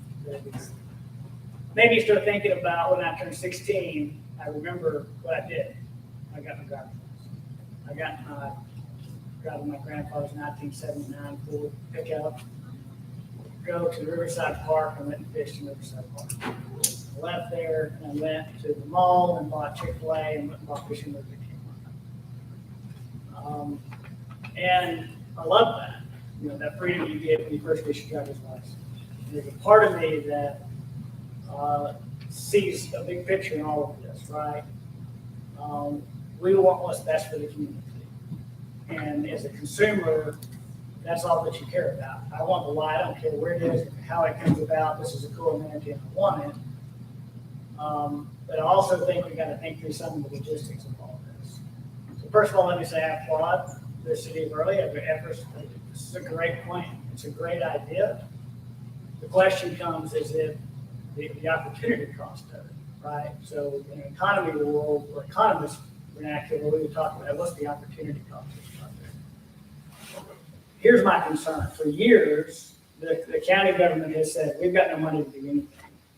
And I understand that. We want to be responsible to the taxpayer. But there's been group after group after group that have come to the county asking for funding, and the answer has been a steadfast no. And if the demographic of the court has changed and we're now willing to consider other projects, then I think it's only fair to those other groups that their projects be considered too. So we have got, I know a group, this goes back 10 or 15 years, that had proposed a rodeo livestock type facility, countywide, funded by the county, similar to the Taylor County Expo. Now, y'all know my family livestock's all over the country. I go to facilities as small as Abilene, Waco, as large as Houston. Those facilities can be huge economic drivers. They can be things for kids to do. They can be things that are a community support. But I know that's a project that a group came to the county and asked them to fund, and it was a steadfast no. We've got a group that wants to build a new public library, something that would also be beneficial for kids and be free access to families. But so far, the answer has been steadfastly no. When the Lyric was building the Lyric for the arts, they came to the county for funding, the answer was steadfastly no. So if the makeup of the group has changed in the council, and I applaud that. I applaud the being forward-thinking. Let's be part of the community. Let's do some things in the community. I just think we need to have an opportunity to hear from all the groups and all the projects, vet all the projects, and see which one has the right support. It's easy to stand back and say, you know, I want the YMCA to come to town. That's great. But the reality is, if you guys undertake this project, the county is, that's it. I mean, this will be the biggest bond that has been done by any city or county government in 60, 70 years. And there won't be an opportunity to do another one for 20 plus years. And so this is not just a yes to a Y, it's a yes to a Y and no to everything else. And so I think we've got to consider those particular functions. The other part of that, and again, from a consumer standpoint, I get it. This is a beautiful facility. We want the Y. We want to come and be a part of it. But there's some other things as mayor that, you know, that I've got to bring up and I've got to think about. I've got 4 or 5 gymnasiums and fitness-based businesses in the city of Brownwood that have employees and have families who depend on those incomes. And the reality is we're talking about bringing in a business that competes with all of those and using taxpayer dollars to subsidize it. And so we could potentially be, you know, I've got families out there that have got a note with a personal guarantee on their gymnasium business. And this potentially puts their family at risk and their employees at risk. So it's just something to consider. The last thing I would tell you is that let's consider the precedent. that we're doing, not the last thing, but one we're going to make. The city of Brownwood, we tried to be good partners in this sense. We tried to improve our parks. We've spent billions of dollars over the last several years in the parks. We spent $15 million on a new event center. We poured a walking trail in Highland Park. We poured splash pads, all of which are amenities that anyone in the county is free to use. But we paid for all those only with city of Brownwood taxpayer dollars. So they're paying for those facilities. Well, if all of a sudden the coffers are open to the county paying for everything, why would the city of Brownwood ever fund another project? Are you gonna, next time, when we want to do a downtown master plan, we want to take all the utilities underground, we want to improve all of our streets downtown, we want to improve the aesthetics around the courthouse. Is it just we come and offer for the county and say, let the voters decide? Because that's the precedent that's going to be met by the city of Brownwood, the city of Ames, Blanket, Zephyr, you name it. All it takes is an idea, and we come and ask to put it on the ballot and the voters decide. It's an interesting precedent. And finally, I would tell you that you got to consider, if you vet all the projects and you decide, we've looked at, I've named several, the Equine Center, the public library, downtown improvements. I didn't name the Brownwood Hotel. That's another one that a lot of people have a lot of interest in. But if you vet all of these special interest projects and you decide that Y is the right one, then I think it's only fair that we have a discussion where that should be located. The city of Early's voters and taxpayers make up 8% of the county. But they're proposing that the one and only $15 million project would go in the middle of their town center development. And while from a standpoint of, I'm a consumer and I just want what's best for the community and I want everyone to benefit, I get it, and it makes total sense. But as a guy who's trying to keep the tax rate down for the citizens of Brownwood, the reality is that's an anchor tenant in a retail development that helps subsidize early to get future businesses. We depend on sales tax. It is critical to the development of Brownwood and Brown County as a whole. It is to early too. To be able to grow that retail sales tax base to keep ad valorem taxes down. But if we're taking county tax dollars to build a development in the city of Early, then we're competing against ourselves, in a sense. And so I just ask you to think about those points before we vote. And the last thing I say is timing. As far as I know, I mean, it's a great project. I don't know if there's time sensitivity to your vote. But, take your time. Again, as far as I know, the county has not done a building project.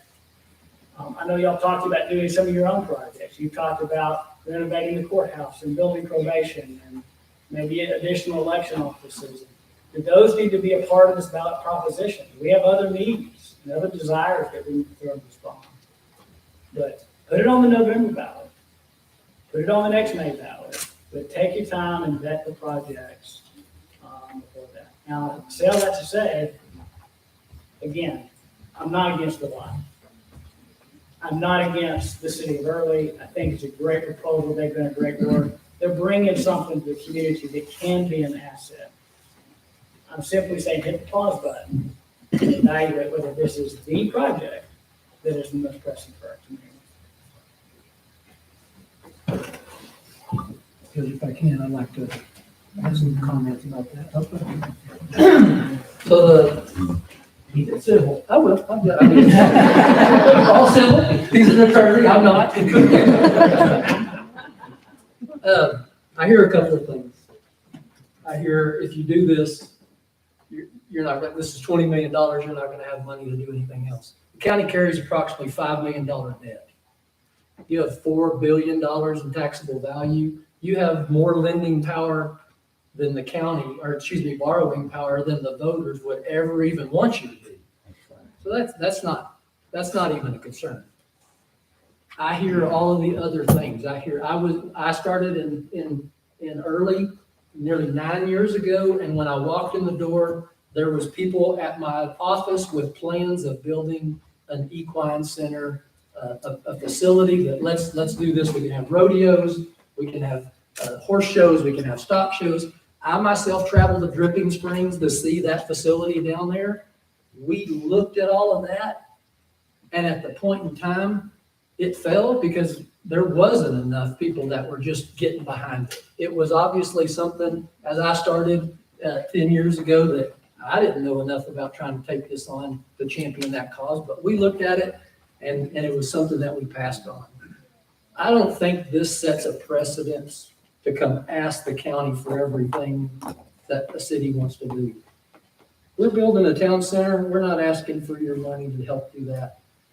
We build an event center. We're not going to ask for your money to help do that. But when we have something of this magnitude for this community that can benefit everybody, I agree we need a library. I'd love to see the Brownwood Hotel, reconstructed and be in its magnificence that it was years ago. All of those things are great. But I don't know that saying, let's don't let the voters decide is the right answer. Because if there's enough people out there that say, hey, well, I wanted a library, let's not vote for the YMCA because I want a library. They're going to vote. They're smart. The voters are intelligent people. You guys may have had all these requests, but has anybody asked you to take it to a bond election? Has anybody presented you with an idea and said, here's a plan, here's the homework, here's the evidence of everything we've done. Let's let the voters decide. And then finally, I'd say this. If none of that keeps you from making a decision tonight, then let's just put it off. Let's just wait till later. Let's wait till November or next May until we can come up with another reason for it not to happen at all. What I say is I quite frankly don't care if this facility is built in early. We're not come after it as an economic driver. It's not our last ditch to get an anchor so that project will be successful. When we did that survey and we saw people begging for something like this to happen, we took it on as a champion cause and a challenge to our community. Let's bring this to our community. I've been here, like I said, since 1974. I cruised the drag. I hung out in Hastings parking lot. There's a lot of people in here that are older than that, hung up and hang out in Commerce Square. I'm here for Commerce Square.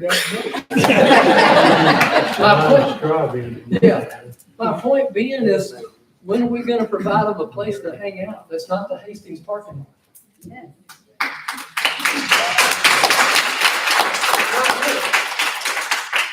I think you just got to put it and trust your voters. You guys make hard decisions. This isn't a solar farm. This isn't wind turbines. Those decisions, y'all have to set in there and put the pressure on y'all to make a decision. Right here, put it in the hand of these people out here that want to make this decision. If it fails, it fails. We win either way because we've done our job. I just say put it in the hands of the voters. How much was that?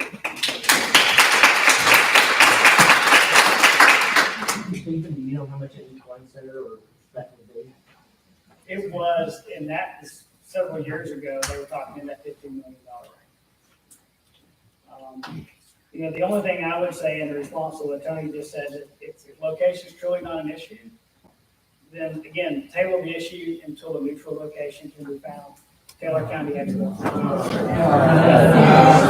My question is then, where's the neutral spot that's 300 yards west of in Brownwood? Does that make you, I don't know where are you going to go this neutral quote unquote territory? I don't know, but I'm willing to consider locations beyond in the middle of the early town center. Here's the reality of the situation, and I'm taking Tony's words for what he said. They realized that this project was bigger than what they could afford. So what's happening? Early gonna be denied. So that's what's happening is that City of Burley has an idea that they can't afford. And so they're coming to the county. It's for Brown County. We're gonna be orderly. We're not gonna start that. Right? And so that's the reality. Everything we do is for Brown County. everything. All the projects that we do for the community, we don't turn away, for example, the health department, right? We don't turn away residents from the city of Early or the city of Bangs or the city of Blank or the city of Zephyr. It's the county-wide health department. Everything we do is for the county. May I respond? I mean, because I live way out in the county, like I don't know if you do, so. And when I come to, we come to town. We don't say I'm going to Early, I'm going to Brown, so we're going to go to town and meet. So we don't really see a lot of people out in the outside of the county. We don't see this as Brownwood versus Early, whatever. It's just like going to town, and that is the main thoroughfare all right through there where nearly all the businesses are or want to be. And then 300 yards or 400 yards far from being in Brownwood proper rather than city of Early. It's for Brown County. To me, it's like it's in a new, happening, growing, expanding place. To me, it looks like the perfect place to put it. And I don't see 300 yards over to be Brownwood, but I don't see y'all looking at it like it's going to hurt Brownwood or this. I don't see that on the stand. Are there fitness centers in Abilene other than the YMCA that do well? Yes, sir. A lot of them? A lot of them. And one reminder on the part as far as this being an It's also over 100,000 people, though, is it not? Right.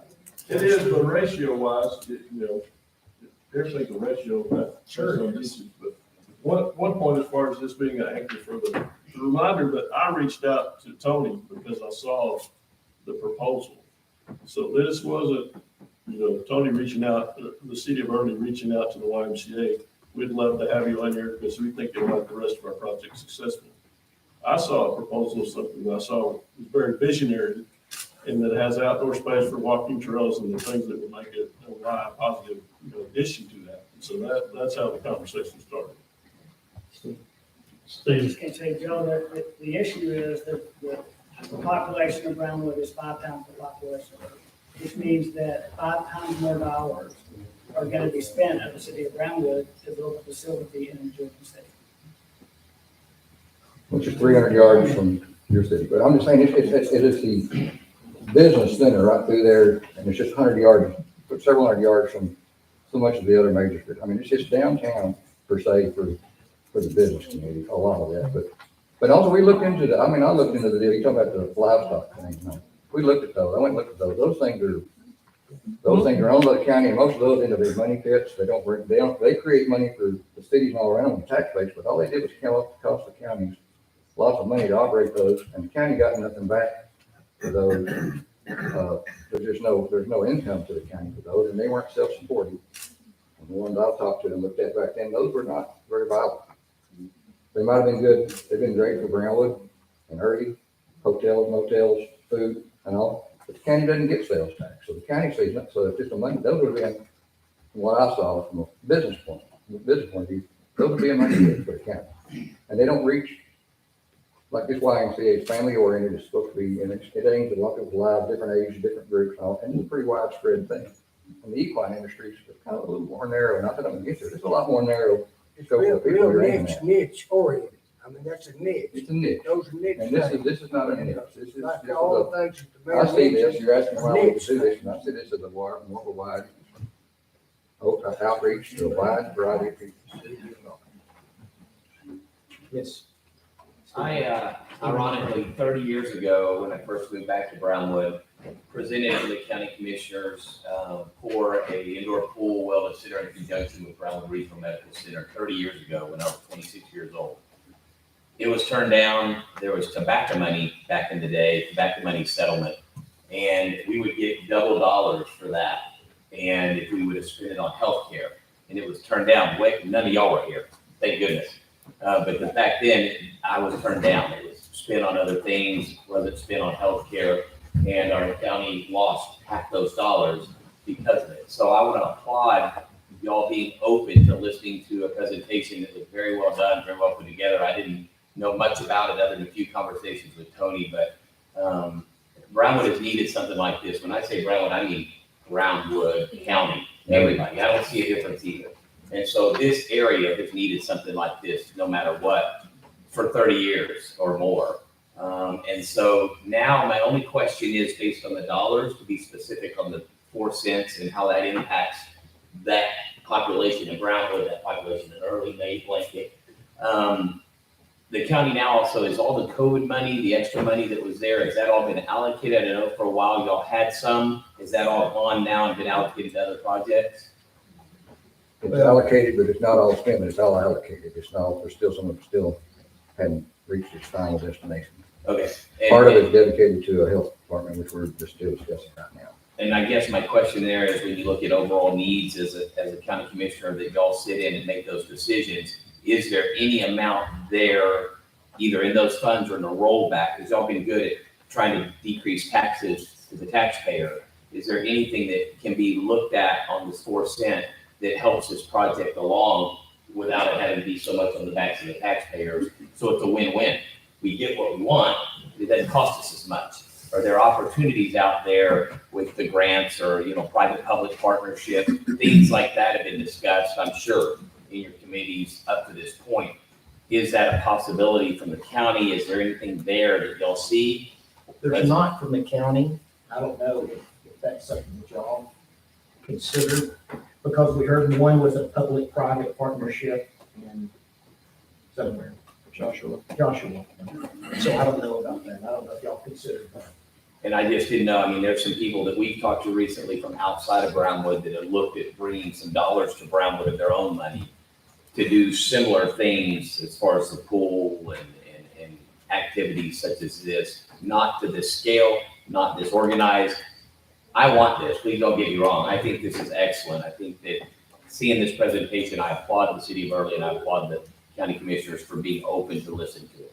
I just want to see, is there other things that we can do to help? Did you wear your pickleball shirt on purpose? I just came from the court. Came straight here. And whether it has pickleball or not, I'm still in favor of it. I want it to happen because it's been needed for such a long time. The handicap, my mom, whenever the ones were closed, the indoor pool was closed by the hospital way back. Those things are needed, the children, the healthcare. So thank y'all for being open to listen to it. I just think I'm worried a little bit about the dollar impact. Is there anything that y'all can come up with to trim some of that helps? That's all. Well, I can answer it. We've set a budget and we set a budget to do what we needed to do. And there's always some places we need to do better. We could spend more on some roads or some things that I'd probably find more important than taking what we've already set aside for operating costs to do something which I call, there's things you must do and things you'd like to do. And we're generally nearly always at the county level, we're doing things we feel like we must do. We're not growing communities so much there. And we don't work with sales tax, so we don't get to look at it from how it's going to impact and bring in tax, because that doesn't really affect what it's going to take to do, because that's not where our money comes from. No, and so we're just trying to take care of the basic needs. I feel like, which I'm one of the ones we call high motives, and we've been able to try to keep things low because we're just trying to meet what I see as needs. This is to me the want. So I look at things as needs and wants. This is a want. So this is a want that they're asking us to put out to the taxpayers. So let them decide if they want to pay more tax for this want in the county. I wouldn't make this decision for them on my own. I just wouldn't do it because I'd say, no, that's not a need. That's a want. But they're asking us. And pretty well with presentation, I think. So to put this, they're just asking us to allow us to put this on the ballot to let the voters vote if they want to be taxed more for this want. But this, like I was going to point out a while ago, even though it's going to be fully funded and paid for the initial cost, there's going to be some stuff we're going to end up paying that's going to start coming out of our need to, what I call need to money that we use to work through. And everything we got is dedicated to take care of some particular business, something towards the sheriff's office, things that you have to do to make the county float. And I must honestly say, we're not even looking at trying to grow this or grow that. We're just I think we got a question in the back. My name's Bill Hanks, and I've owned property in Brownwood since 1970. And I just wanted to say, I think of Early and Brownwood and surrounding areas, we're just one big community. We're all in it together. When I get ready to buy craft stuff, I go to Hobby Lobby, and I don't think about it being Early's. If I want to go eat the taco salad, I go to Taco Casa, and I think this is just my community. So I think if we want our community to take a step forward, we need this facility. In my retirement, I work with a lot of disabled people and senior citizens, and that, of course, that's just one facet of this. they need an indoor pool that they can use year round because of limited mobility, because of joints. And I could go on and name all those things that we need. Certainly families need it. But I can't think of a greater need that we have in our community as a whole right now than a YMCA and all of that. Bill, what was your last name? Hanks, HANKS. Stephen? I was just gonna ask. Wait, before you come, I want to ask you two questions. What percentage of y'all's income is sales tax? 17%. But it's our biggest revenue source. I mean, ad valorem and sales tax are almost dollar for dollar equal. Okay. And then the second was, how big was the Brownwood ISD's bond election? 70 million. So this is about, whatever, 25% of that? That means, and of course, some of those are in the county, but that means the residents of the city of Brownwood are gonna be asked for another 4 cents on top of the 5 or 6 cents or 8 cents or whatever it was.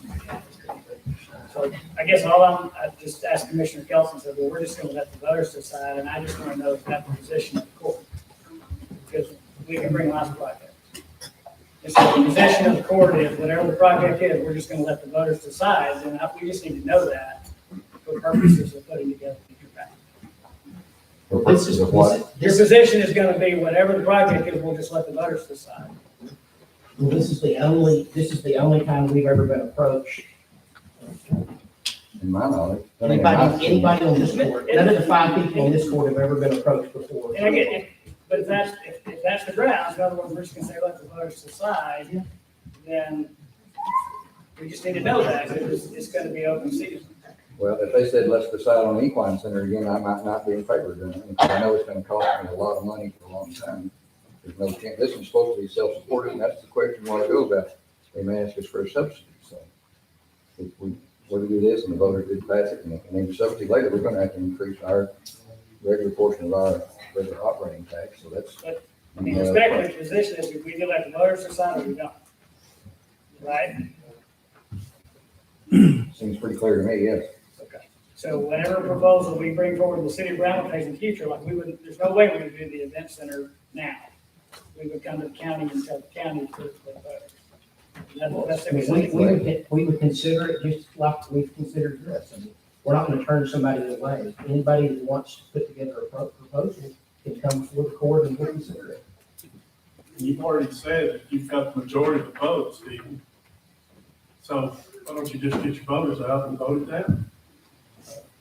That's gonna pit the two communities against each other. Your choice. Well, either way. Brownlee does. Yes, ma'am.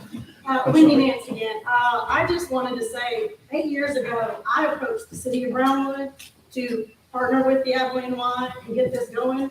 And I was shot down by the leaders that were given to me to be overseen. So I just want you to know that. Who did you speak to? I will gladly tell you in private. I'm not gonna call them out in public. Well, I mean, almost all the city leaders are in this room, and I don't Well, think. one's gone, former MDD, Guy Andrews, and that's happened because he was out. Emily Crawford didn't want anything to do with it. Councilman DeHay did, he was on board. And you had another gentleman who's retired, was your old parks guy. He was out the door too, so he didn't really care either. And I came in ready to do the grassroots, ready to come in and really push and get this built, because like I said, I've done this kind of work in Austin, I've done it in Florida, I've been in Big Wise, Little Wise, Metro Wise, Rural Wise. I've had the experience trying to get this off, but I didn't hate it. Well, I can tell you, everything spoke to me. And Emily Crawford sitting right here, you need to speak to her. 8 years ago, I went straight to who I knew I needed to talk to, and it didn't come to fruition. So I'm just saying, maybe that comes down to a breakdown in communication and being available to all your constituents. I'm no longer a city of Brownwood person, but I always thought coming in from Austin and Abilene, but as soon as I came here, it did seem like city of Burley was one thing and city of Brownwood was another, and y'all didn't want to get along. And I don't want to see that happen, because regardless of where it's at in Brown County, it's not just Brown County, it's just all of our surrounding counties are even smaller than us. We need this. I know you said it's a want. Yeah, it's a pretty big want. But as a mother of 2 children, I don't even get to go on dates because I can't find a sitter.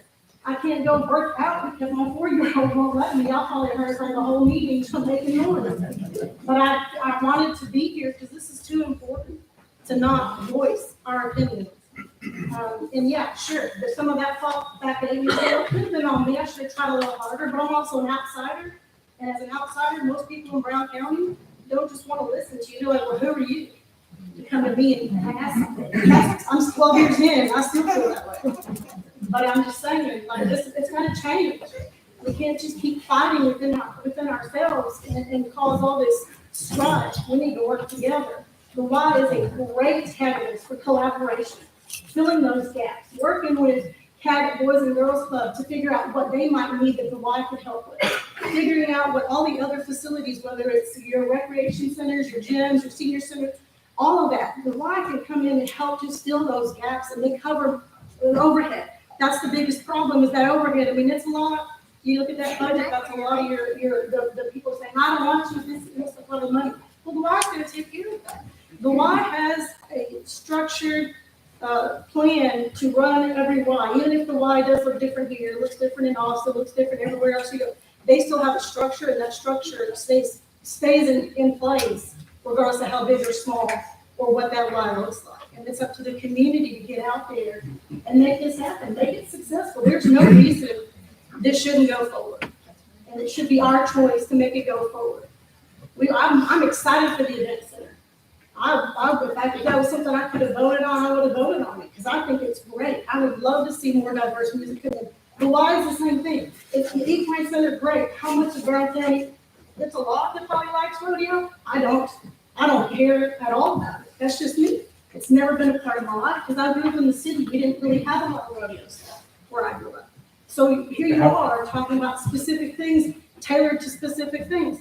Not to knock you, but I don't care about pickleball either. Good for you. But we're going to provide. Maybe you should try. Again, I need somebody to watch my kids. But it's just one of those things. The Y is not one specific thing. It's for everybody. Every age, every race, every creed, every religion, everything. It is for everybody. How many other projects have come up that is actually for everybody, and where every person could say, oh yeah, I could go there. That sounds like that's something I would want to do. There's so many opportunities for great programs to encourage everyone to participate. Now, if you choose not to, that's on you. But that doesn't mean that there's not something available to everyone. Thank you. Yeah, I'd like to say this. The YMCA is not just going to benefit early, but the larger companies in this area are always looking for amenities to offer to hire executives to come to the Brown County area to work in their companies, and not just work there, but to be able to maintain them and keep them and give them roots here, and where they're not off looking for other jobs somewhere else. And and I think other, rodeo centers and things like that, equine programs are wonderful ideas, but the YMCA is a well-rounded program that offers something to everybody. And I think that it would be a wonderful feather in the cap for all of Brown County, including the major companies here in Brownwood, to attract good, solid executives to come here and plant roots, raise their families here, and stay, and not just be here bang and gone. The second thing that I wanted to ask about was, year after year, Brown County has lowered its tax rates, okay? But it seems like year after year, the property tax rates go up. Has there been any conversation with the appraisal district as to reining these guys in a little bit about all the onslaught of continual raises on our property taxes, with the idea that we're adding something to the area? Well, there's an appeal process. Oh, yeah, I've been there. Yeah, and it's a gauntlet of attacks of people. Oh, I've done it myself, so I know. Nearly spit on you for walking in there trying to appeal your issues. So, yes, ma'am. I just had a question from the YMCA. How have we been able to keep it staffed? Because we have a lot of businesses around here that are trying to get employees. We've lost the restaurants because they can't get someone to work. Right. So now, It's a challenge. We've kind of stabilized. Of course, coming out of COVID, it was a challenge. We have stabilized, but we don't have a turnover that we did at one time. Now, we're paying more than we've ever had to pay. But part of that is the work environment. People really enjoy working there, so that helps us a lot. A lot of our young people that work there, either through sports or through childcare, that kind of thing, you know, they're there because it's a career path for them. That's gonna be a future career for them, so. But I'm not gonna say it's not a challenge, but we have stabilized for that. my other deal is that we have several, you know, exercise places that don't charge a fortune. And what's gonna happen to them? Because your rates are comparable to what Brownwood Fitness. Right, right. And then, you know, I mean, how do we protect those that have been here for several years to, you know, not go away? Because you're gonna need everybody that's at those places to be members of the Y and cover the cost.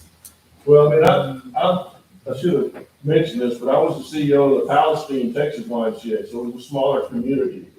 We had 24-hour places, we had all those places, and they continue to come in, so there's enough pieces, what I'm trying to say, there's enough pieces in the pie for everyone. So, you know, we're established in Abilene, when we had a Crunch Fitness come into town, they're thriving. And so, there's different demographics. We're a lot of family-based activities. And so we kind of get that crowd, it's the crowd that comes to the Y. So we get a lot of seniors, we get a lot of families, and that's kind of our targeted marketing. And so there's still, you know, the $10 one places and those kind of things, they still have their clients that don't come to the Y. Will the Y be limited to Brown County residents only? No, So Coleman County, Comanche County? we have a couple that come, they're in our YMCA in Abilene 4 times a week, they're from Cross Plains.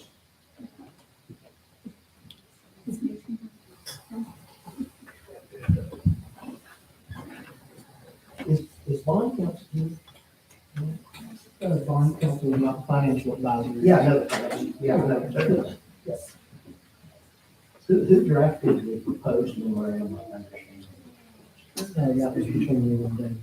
The bond counsel didn't have anything to do with it.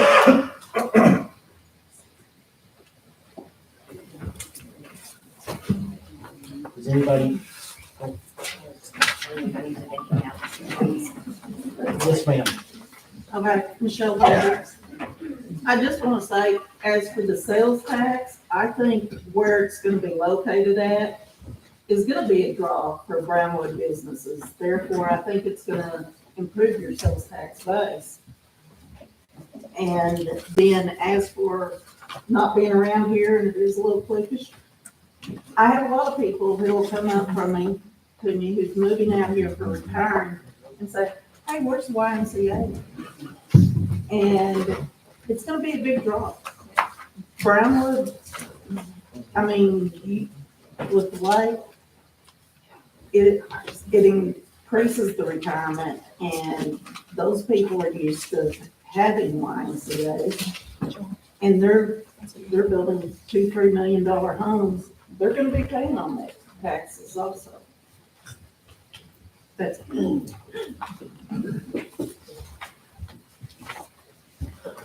Anybody, last shot. We got people in the back getting hot, they're starting to fan. We got hot people in the back.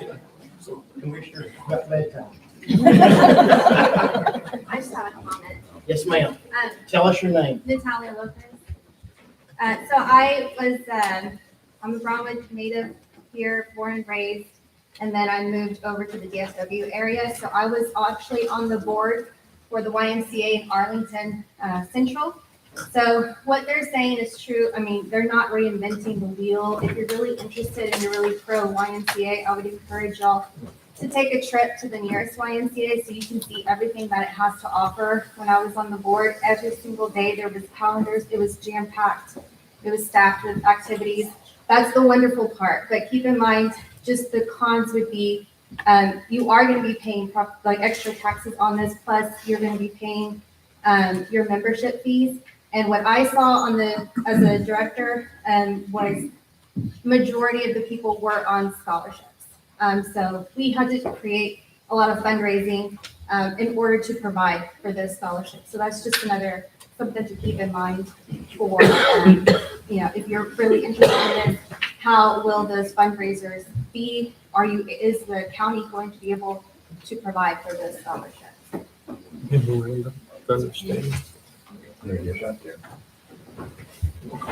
Do you have an idea on how many scholarships you provided that way?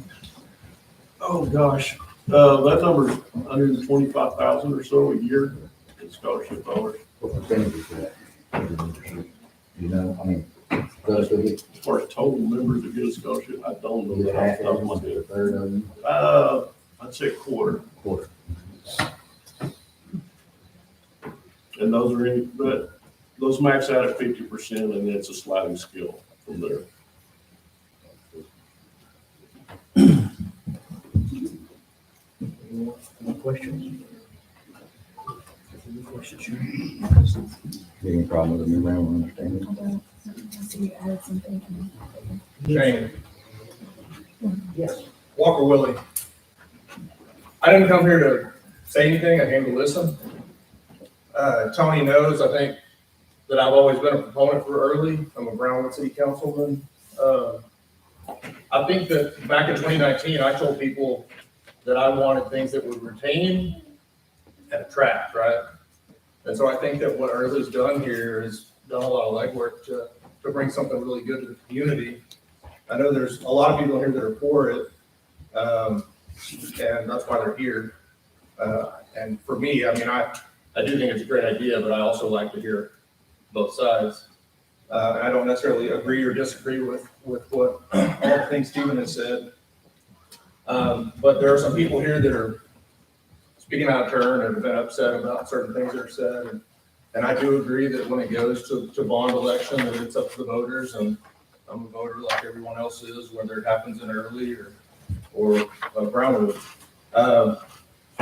But I do want to say that I think some of the points Stephen made are valid, and for educated voters, that's what we want. We don't want blind voters, and so for people that get upset over things that come up with budget, et cetera,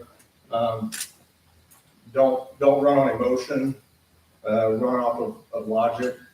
And I think there's been a lot of logical things here that will benefit Early and Brownwood if this comes to fruition.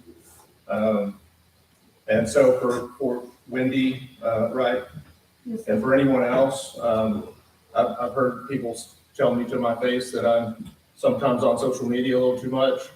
And the first thing that I tell people to do is, if you have a question, attend a city council meeting. You have the opportunity to do a citizens presentation at any city council meeting. I'm sure that goes for Early, just as friendly as Brownwood is. And I can say I came on in 19, and I've encouraged people ever since, if they're venting on social media about a question, you may not want to say it in a public forum like this, but a lot of council meetings are very thin. Not a lot of people there. It's not like this.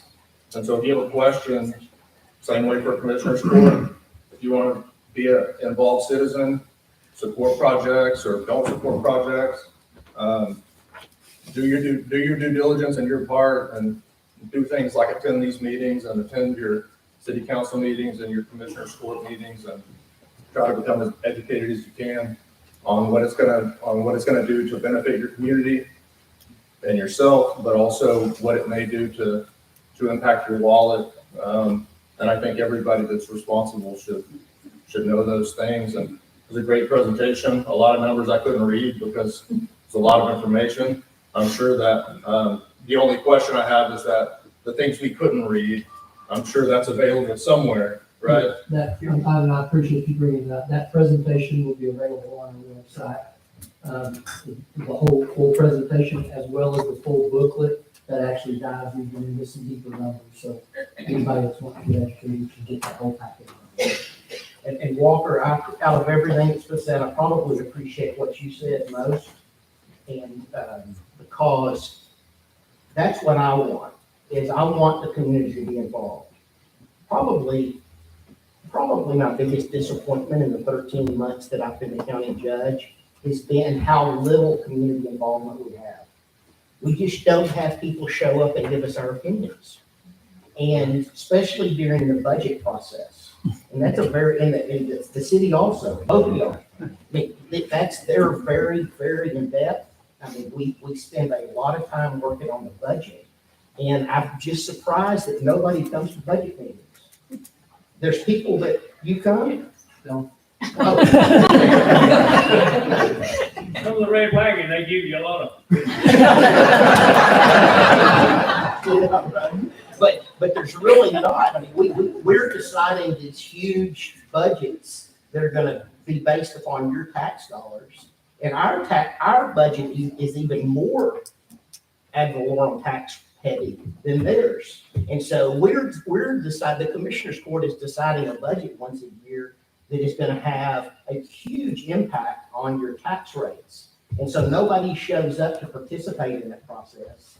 And then as soon as we pass it and they get their tax notices and whenever they come out, then they start talking about it. I'm like, well, maybe you should have told us that 3 months ago when we were adopting our budget. So I agree completely with what Walker is saying, and I am encouraging you to participate. That's why I'm so excited that you came tonight. Now, obviously, to save tax dollars, we don't run the air conditioner after 5. But so thank you for being here and thank you for participating. And I look forward to some of you coming back during our budget process. And yes, Walker is on social media a lot. He's exactly right. If you go on social media and say anything about the roads in Brownwood, Walker will respond. Right? And so I think we're probably to the point where, we need to vote unless somebody else has something else kind of last parting. Oh, yes, there we go. Oh, we got two. I'm like an auctioneer. Here we go. I'll just be real quick. I'm Melody. Do you need the last name? I'll start. It's really long. I would say to the city of Berwick, I think y'all done an amazing job. I applaud your effort. I think the town center is looking great. I've been out there and walked a couple times because Riverside is closed. That's my spot. So I applaud y'all for that. And I do agree that it's an asset for employers when they're looking at towns and trying to draw new employees. Sometimes there's these big deals. What I'm wondering is there any detriment to your plan if we wait till November to put it on the ballot? I don't know that there's a detriment. I mean, I couldn't say it's gotta be now or never. Right. I mean, So- we've been working on it for 2 years. Yeah, I know, you're ready to like. What would get be it going. gained between now and November? Right. So I'm speaking as a member of the library board. So I just wonder if we waited till November, what would it look like if we added a couple of other projects and went to the voters one time in November, when you're gonna have a lot more voters than you will in May. You'll have a much better idea of what the county actually wants. In November, I think much bigger voice being voiced there in that minimum election. That's just my 2 cents. And you're exactly right. There's always strategy when you have elections, whether you have them during a general election or with municipal elections. I mean, there's obviously the voter turnout in May is going to be a very small percentage of what you would have in November. And there are a lot of considerations that have to go into that. I will just make a statement as a taxpayer. I personally would rather see that and the library happen. And if it means another 2 cents in my taxes, let me make that choice. Let the voters make that choice, because I would be willing to do that. Maybe not everybody in this room would be, but let us choose. Why not bring multiple things? And I would just have one last comment. Again, we have that opportunity. There could be a bond package put together for multiple projects that everyone could support, as opposed to it going in this direction where it's just one project. Would you vote on separately? That's the way the school bond was. The school bond was, you could vote on A, B, and C, so it could be structured that way. I mean, I don't consider myself a legal expert on bond elections at this point, but yes, there could be multiple proposals sub-lined on the, for library, YMCA, equine, whatever facilities we wanted. But call them all at one time, vote yes or no, as opposed to piecemeal. Mayor has a good point. Judge, if I may, Oh, yes. I see I hear the argument of that, but I don't see how that changes what we might do in May. Just because you do something in May doesn't mean you can't also do something in November or the next May or whenever. It seems to me like a lot of work has been put into these presentations. I don't see any reason why you would postpone it. The only reason is because the voters get tired of getting you coming every 6 months to ask for more money. So if we just come all at once and say, we want to cover all of these amenities for our city, for our community as a whole, and I don't want to disagree with my fellow council members, but I also think it's all one community.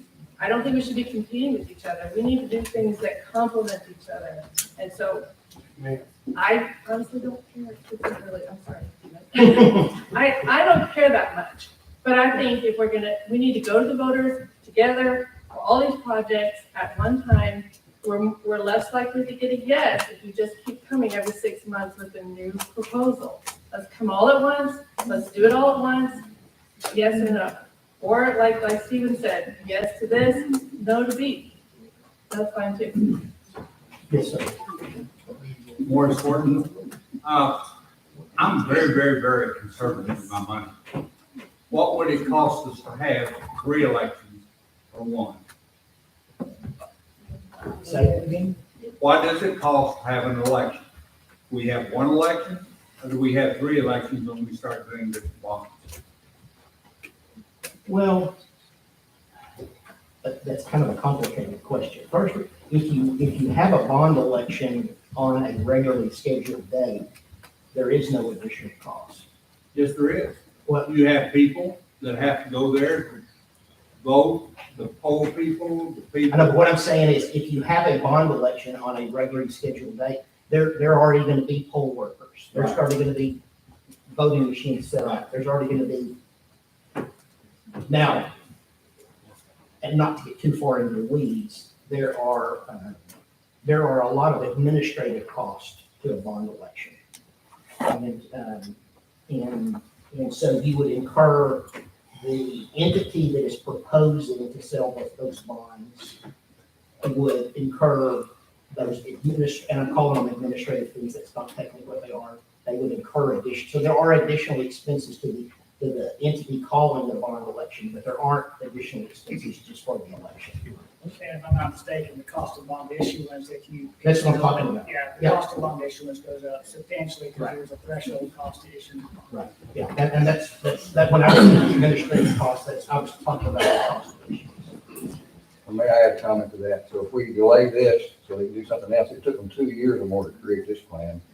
So we're gonna try to, somebody wants to cram something else between now and the next November, you're not gonna have time, I don't see where you're gonna have time to do a thorough plan and evaluation to present something in that short of time. So you're not asking us to wait till November. If really you're gonna have time to go through these projects, talking about waiting. If you wanna vet it out, it's gonna take longer than a few months to do that. I think you're talking about stopping and changing the way we're headed right this minute. You're not gonna, you need some time to do these. You got other projects you wanna do all of a sudden. How long you got in this one so far to get to this point? June will be 2 years. 2 years. So, I mean, it's not something you're gonna throw together here in a few months sometime. No, I understand what you're saying. The library is not as far along as the city of Burley, but they have been working on plans to present. They're working on getting a grant at this point, but we do have plans in the works. Not to the extent that they're. The only thing I say, I think we can move faster than you think on some of those other things. But Should had we known that Early was gonna propose it as a countywide election, we didn't know that until about 3 weeks ago. So But given the opportunity to know that y'all are considering calling a bond election, I think we can make things move faster.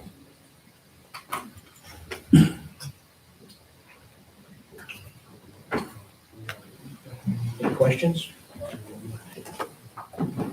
You have anything to add?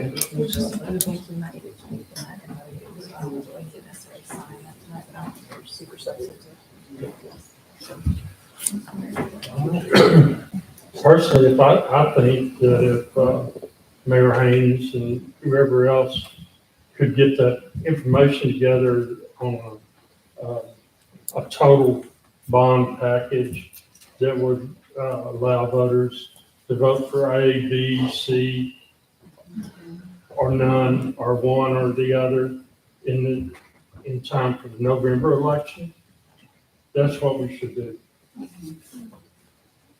Instead of just coming like, and I can't remember your name.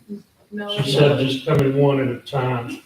And the first one, historically, the first one would get passed, the rest of them will get denied from the voters. And it may be the same way if you have one election for 3 different projects. I'm not sure, but. Because I just, like I said, when I was kind of not talk a lot, but, you know, at the end of the day, I've got to look at it as an triple taxpayer too. And there's only so much we can afford. And so I'm not committing to you today that I'm going to bring you all these projects, because the reality is there's an opportunity cost to all of this. And so, you know, I know there's groups that want to do those things, and we need to consider them. I'm not standing before you telling you I'm going to be an advocate for all those projects. I just think they ought to be considered in the total package. But at the end of the day, the citizens of the city of Brownwood are paying the rate that they're paying, and that I've got to, as a producer, you've got to consider the impact of all those things. Yeah, I'm one of those taxpayers also. As are all of us.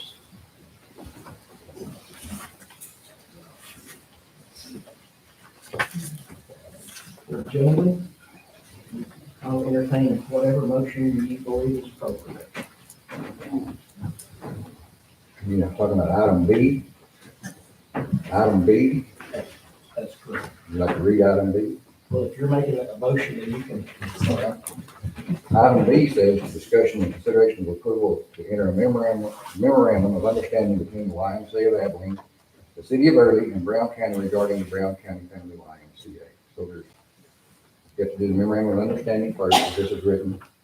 Then you call order the call of the bond. Just take that one at a time. So I'm just saying there's an order that's has to be done, then, correct? That's correct. So you're. And so after hearing everything I've heard tonight, and I understand, I hear what you're saying and all, but I'm thinking that if they want to try to put something on, they're gonna be having a rush to put something together. There's 2 years worth of planning and thought into this one right here. There's been a lot of talk back and forth, so I'm in favor of just moving forward with this one down here and take the others as a county person. Was that a motion? That's a motion. Okay, so my understanding is you're making a motion to approve entering into an agreement, a memorandum of understanding between the YMCA of Brownwood, Brown County, and the city of Early, the YMCA of Abilene. Is that what you call it? The city of Early and Brown County. Because they're sponsoring the YMCA. And the memorandum of understanding that I read needs some additions and corrections to it. I believe. That's, It has some changes that need to be made. Has some changes. That She's got are it. substantive changes. She has a note in there. Subject to changes. No, Good person. no, it's not big subject. He's made a motion that we approve the memorandum of understanding between the YMCA of Abilene, the city of Early, and Brown County. Correct. Motion.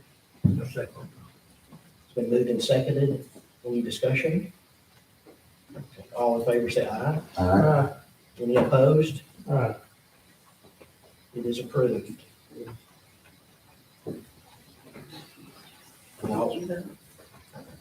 So I will entertain a motion on the order calling the bond election.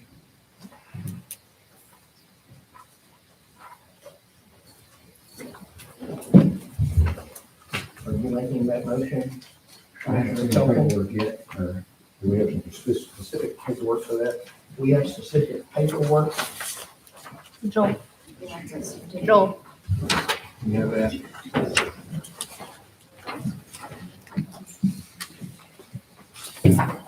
I make a motion, I'll do the wording correctly. Move the order calling a bond election for the, that's all it says. Yeah, make sure you state the date you're calling it and the amount that you're calling it for.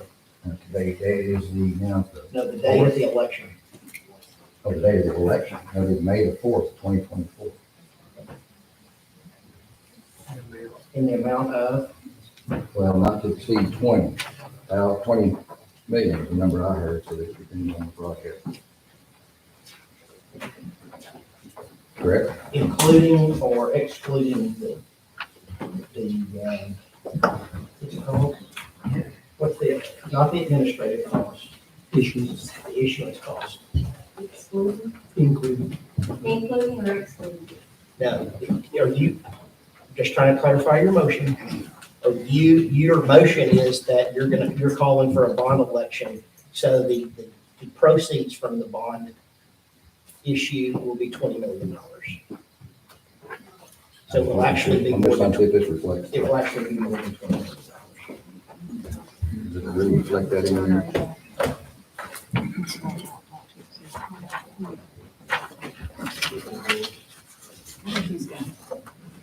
$20,345,000 is it projected. That's not the final. Is that right, Joel? That's great.